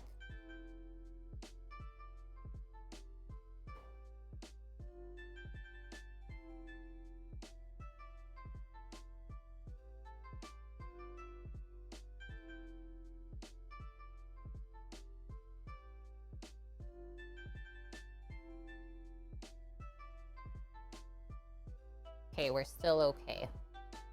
I'm gonna keep going here, just nice and slow and controlled. Yeah, totally, I would say. And it also depends on different breads too, right? Some breads you slice thicker, some you slice thinner, and then you can go with also how you're using the bread as well. Because yeah, for some applications, you want it a bit thicker to hold up to the fillings. Sometimes you want it a bit thinner so it doesn't take away for what you're pairing it with. Yeah, as long as you have a good meat to bread ratio, it doesn't even matter.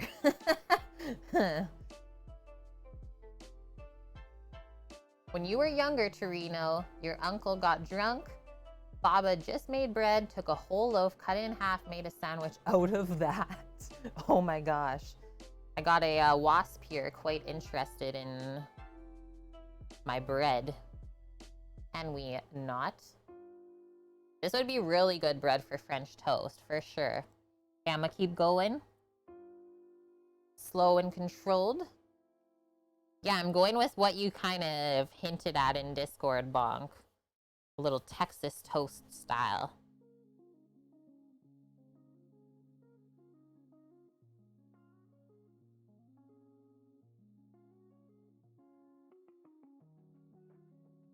Nike, oh, thanks for bringing that memory up. Yes, she does. Family doggo. French toast stealer.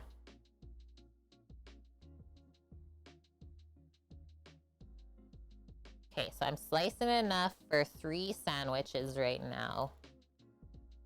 And then we'll stop there.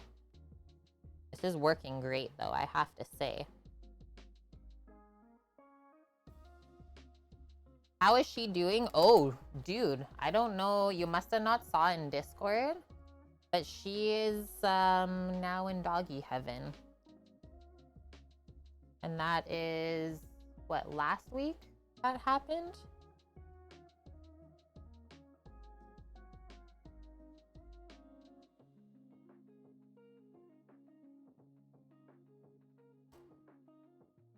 Yeah, she crossed the Rainbow Bridge, exactly.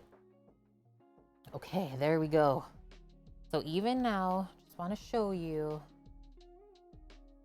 Still really soft and crummy. I love bread pudding. That's a good idea, Squigs.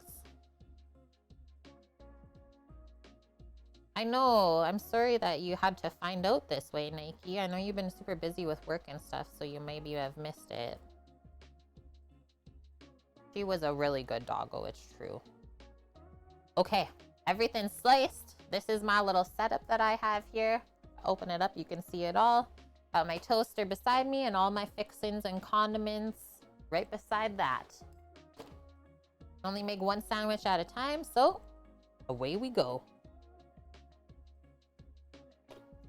Really important that we toast the bread first, otherwise it won't have as much structure to hold up to all of the other filling ingredients.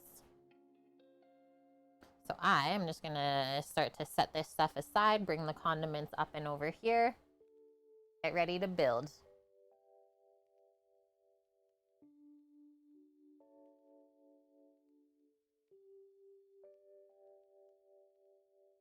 Kinda sorry, Pfizer. People have a special affinity for dogs. A show called Explained explains how people like their dogs and how people have evolved to like their dogs over maybe 100,000 years. I've grown up with having pets pretty much my whole life. So yeah, it's just something that you get familiar with, right? And then it feels weird if there's not a doggo around. Yeah, did you see that, Squigs? The bread barely fit. Shh, you weren't supposed to watch that part. So Merlion, here are the 2 recipes that we used for stream today. All I did for the King Arthur one was I just doubled up the recipe and it worked awesome. Okay, I'm gonna put this in a safer spot. And then as you guys can see, I need to wipe a bit of crumbs up from here as well. I'll just bring this inside for the boys.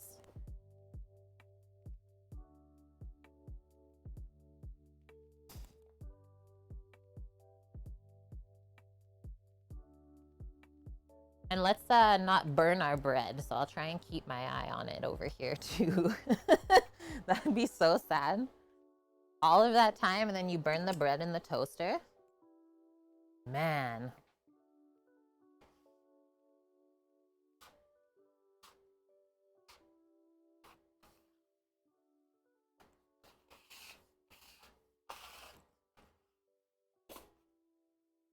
She already popped.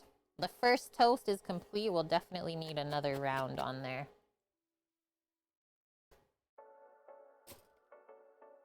For sure, Nike. For sure I can do that after stream today.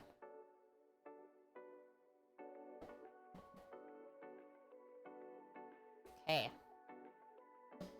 We got our tomato ready to be seasoned, our fresh washed lettuce, our aged cheddar slices, our avocado mayo.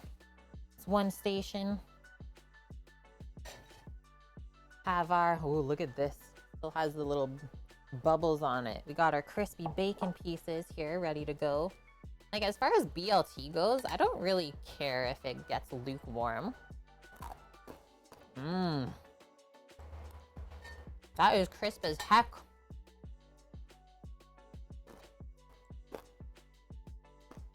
Like chips. Bacon chips.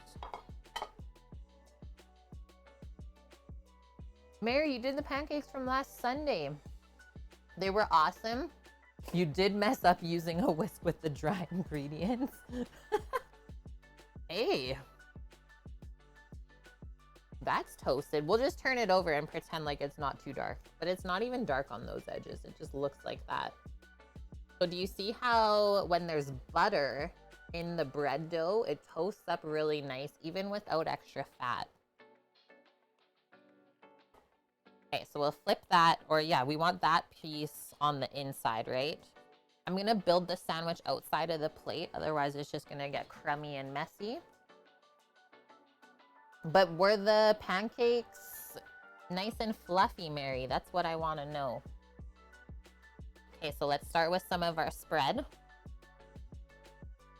An avocado mayo. Go edge to edge. And as you can see, I'm not really skimping on this because, well, it's more avo than mayo. Next one I'm gonna do, the avo mayo kind of creates a barrier on the bread for things not to get soggy. So I think the next one I wanna do here is the cheese. Build up our layers. Like that. And next one is going to be the bacon pieces. I think I want to put it that way. Kind of set it off of how you layered the cheese. Some of these underneath are a bit less crispy. I get the best of both worlds in my life. We do one more. Do 4 layers. Oh. Okay. Okay. Now, next one is the tomato. Yeah, I love the way that toasted up.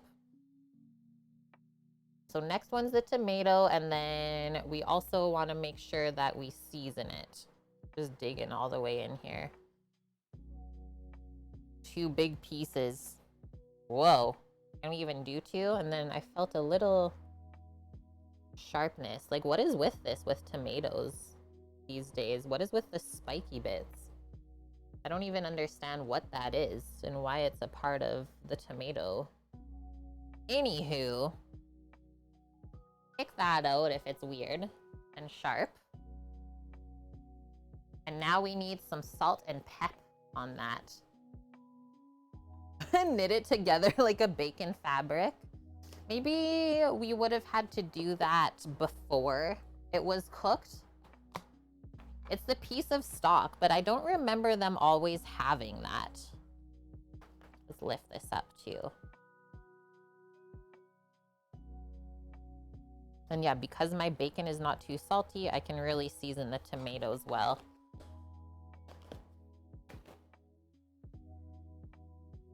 Tomatoes start to grow spikes. Yeah, we'll leave this planet.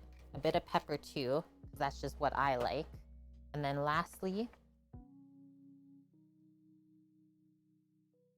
fold this over. I'm gonna give this part of the lettuce just a little crack so it opens up more.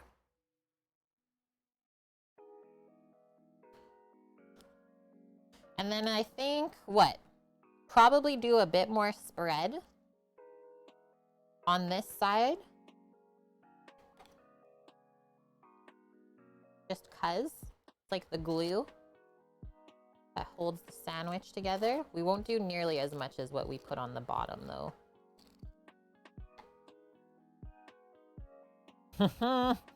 Okay, I really like how that's looking if I hold it up for you.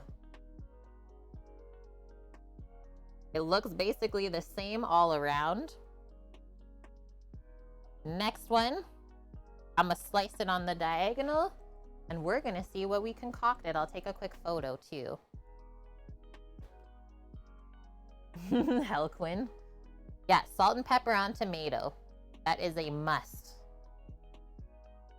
Okay, let's see how this slices. I noticed the tomatoes are getting pretty juicy too, so we gotta go quick. Hold it down like this. And then really make sure you get that saw action on the knife, not just pressing down.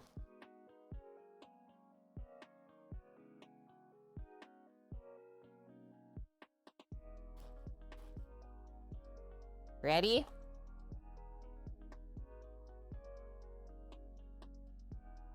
Do. We have done it. I love the way the Avo Mayo looks on there. Look at all the layers of happiness. Yeah, get the Sawzall. Okay, just blowing some crumbs off of the plate.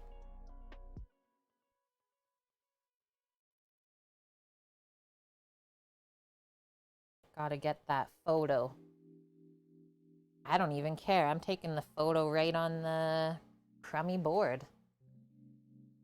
Toothpick with olives. I mean, if you really needed to, you could, Pfizer.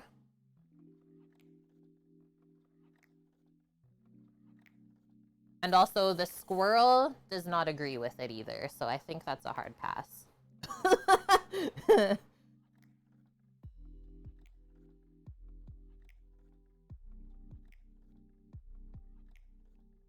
Excuse me, what is happening out here?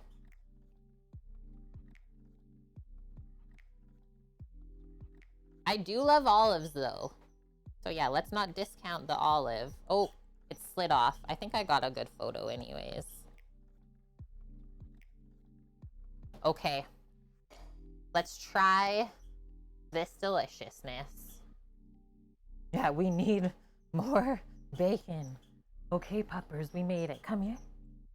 Come here and sit. She's like, Kate, this rivals the best BLT you ever had in Japan, Bonk. I mean, the bread is amazing. Feeling and looking. Like, it's soft, but also has structure.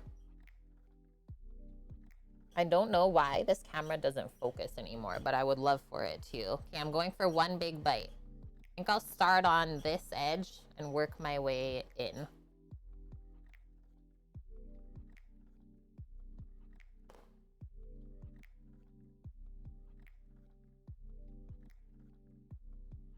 Why is that combo so good? So simple, so good.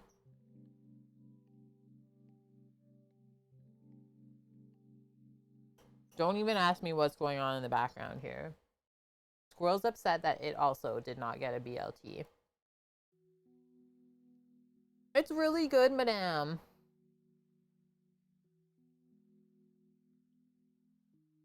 The bacon is crisp.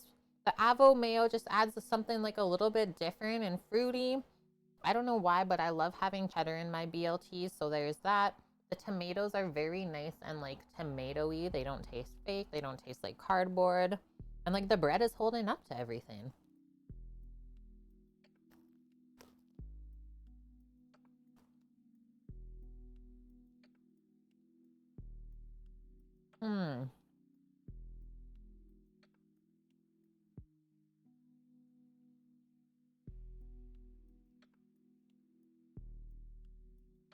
Have an edge bite.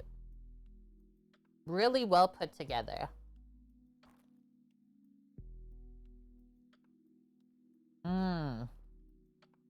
The crust. Yeah, I'll make a Kewpie sandwich with Kewpie.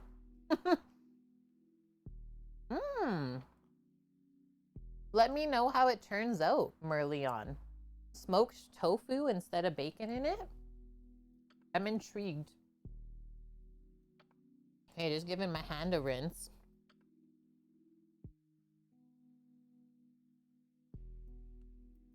Pfizer, Panasonic G100, it probably costs a fortune. And hi, iShot, how are you doing? Dog. Can I show you guys the dog? I don't know if it's possible. Okay, I'll take one more photo for pets. It's just too good. She's mooing.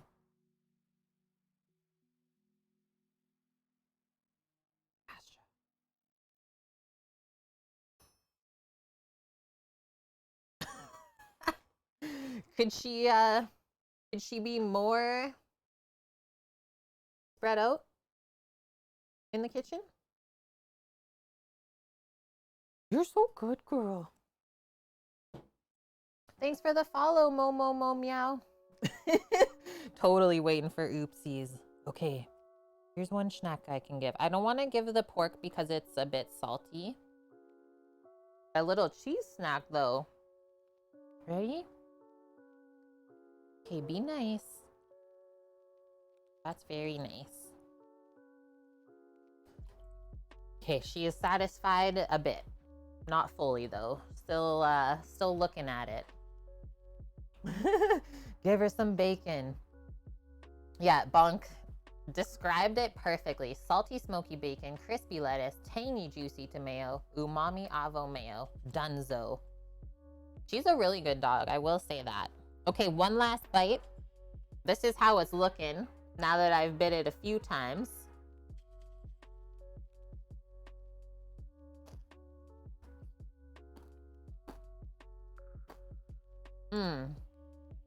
And one last show of the perfect slice.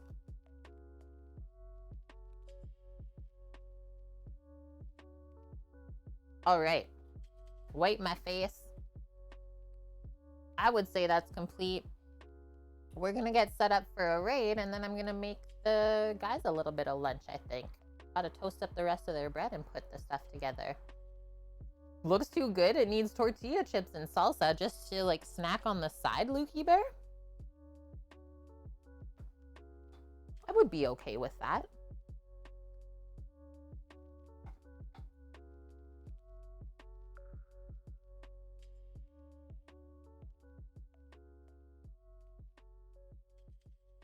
Oh, Inara, outside the box time. Too hot to cook a lot. I'm intrigued. Yeah, right, Bonk. Like, you would pay $15 for that, including a side? There's no way it costs that much money to make yourself, right?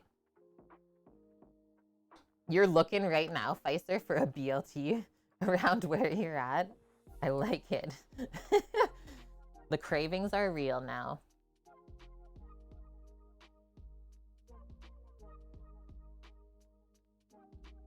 Okay, what are we feeling? Oh, there's someone in here. Damen, first ever cooking stream. Looks like a couple that's cooking together. Intrigued.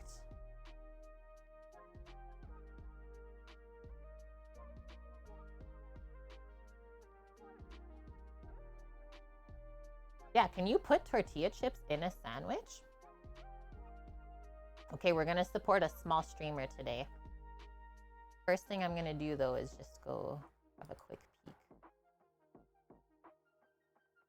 They're making, oh, looks like they're making some chicken parm. They've only been on for 43 minutes as well. I'm in. Let's go crush some people with deliciousness.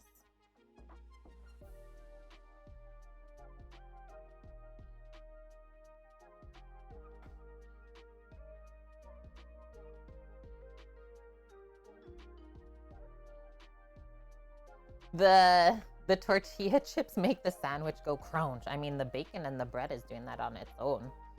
Love you too, Nike. Be a fountain, not a drain. Wise words, my dude. Wise words. Shh. It's too late to question it. Okay. I think I spelled this right. Yeah. Damen.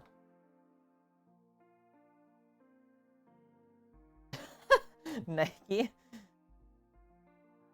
Aw, Ninja Man, I wish I could feed you this sandwich. Okay, I'm hitting the button. Yeah, when in doubt, Mish says, just be feta. Yeah, it turned out so good, Ninja Man. I cannot wait to crush the rest of this after stream today.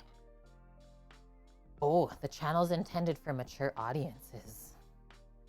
Let's all be bad then. Be a hot tub, warm and bubbly.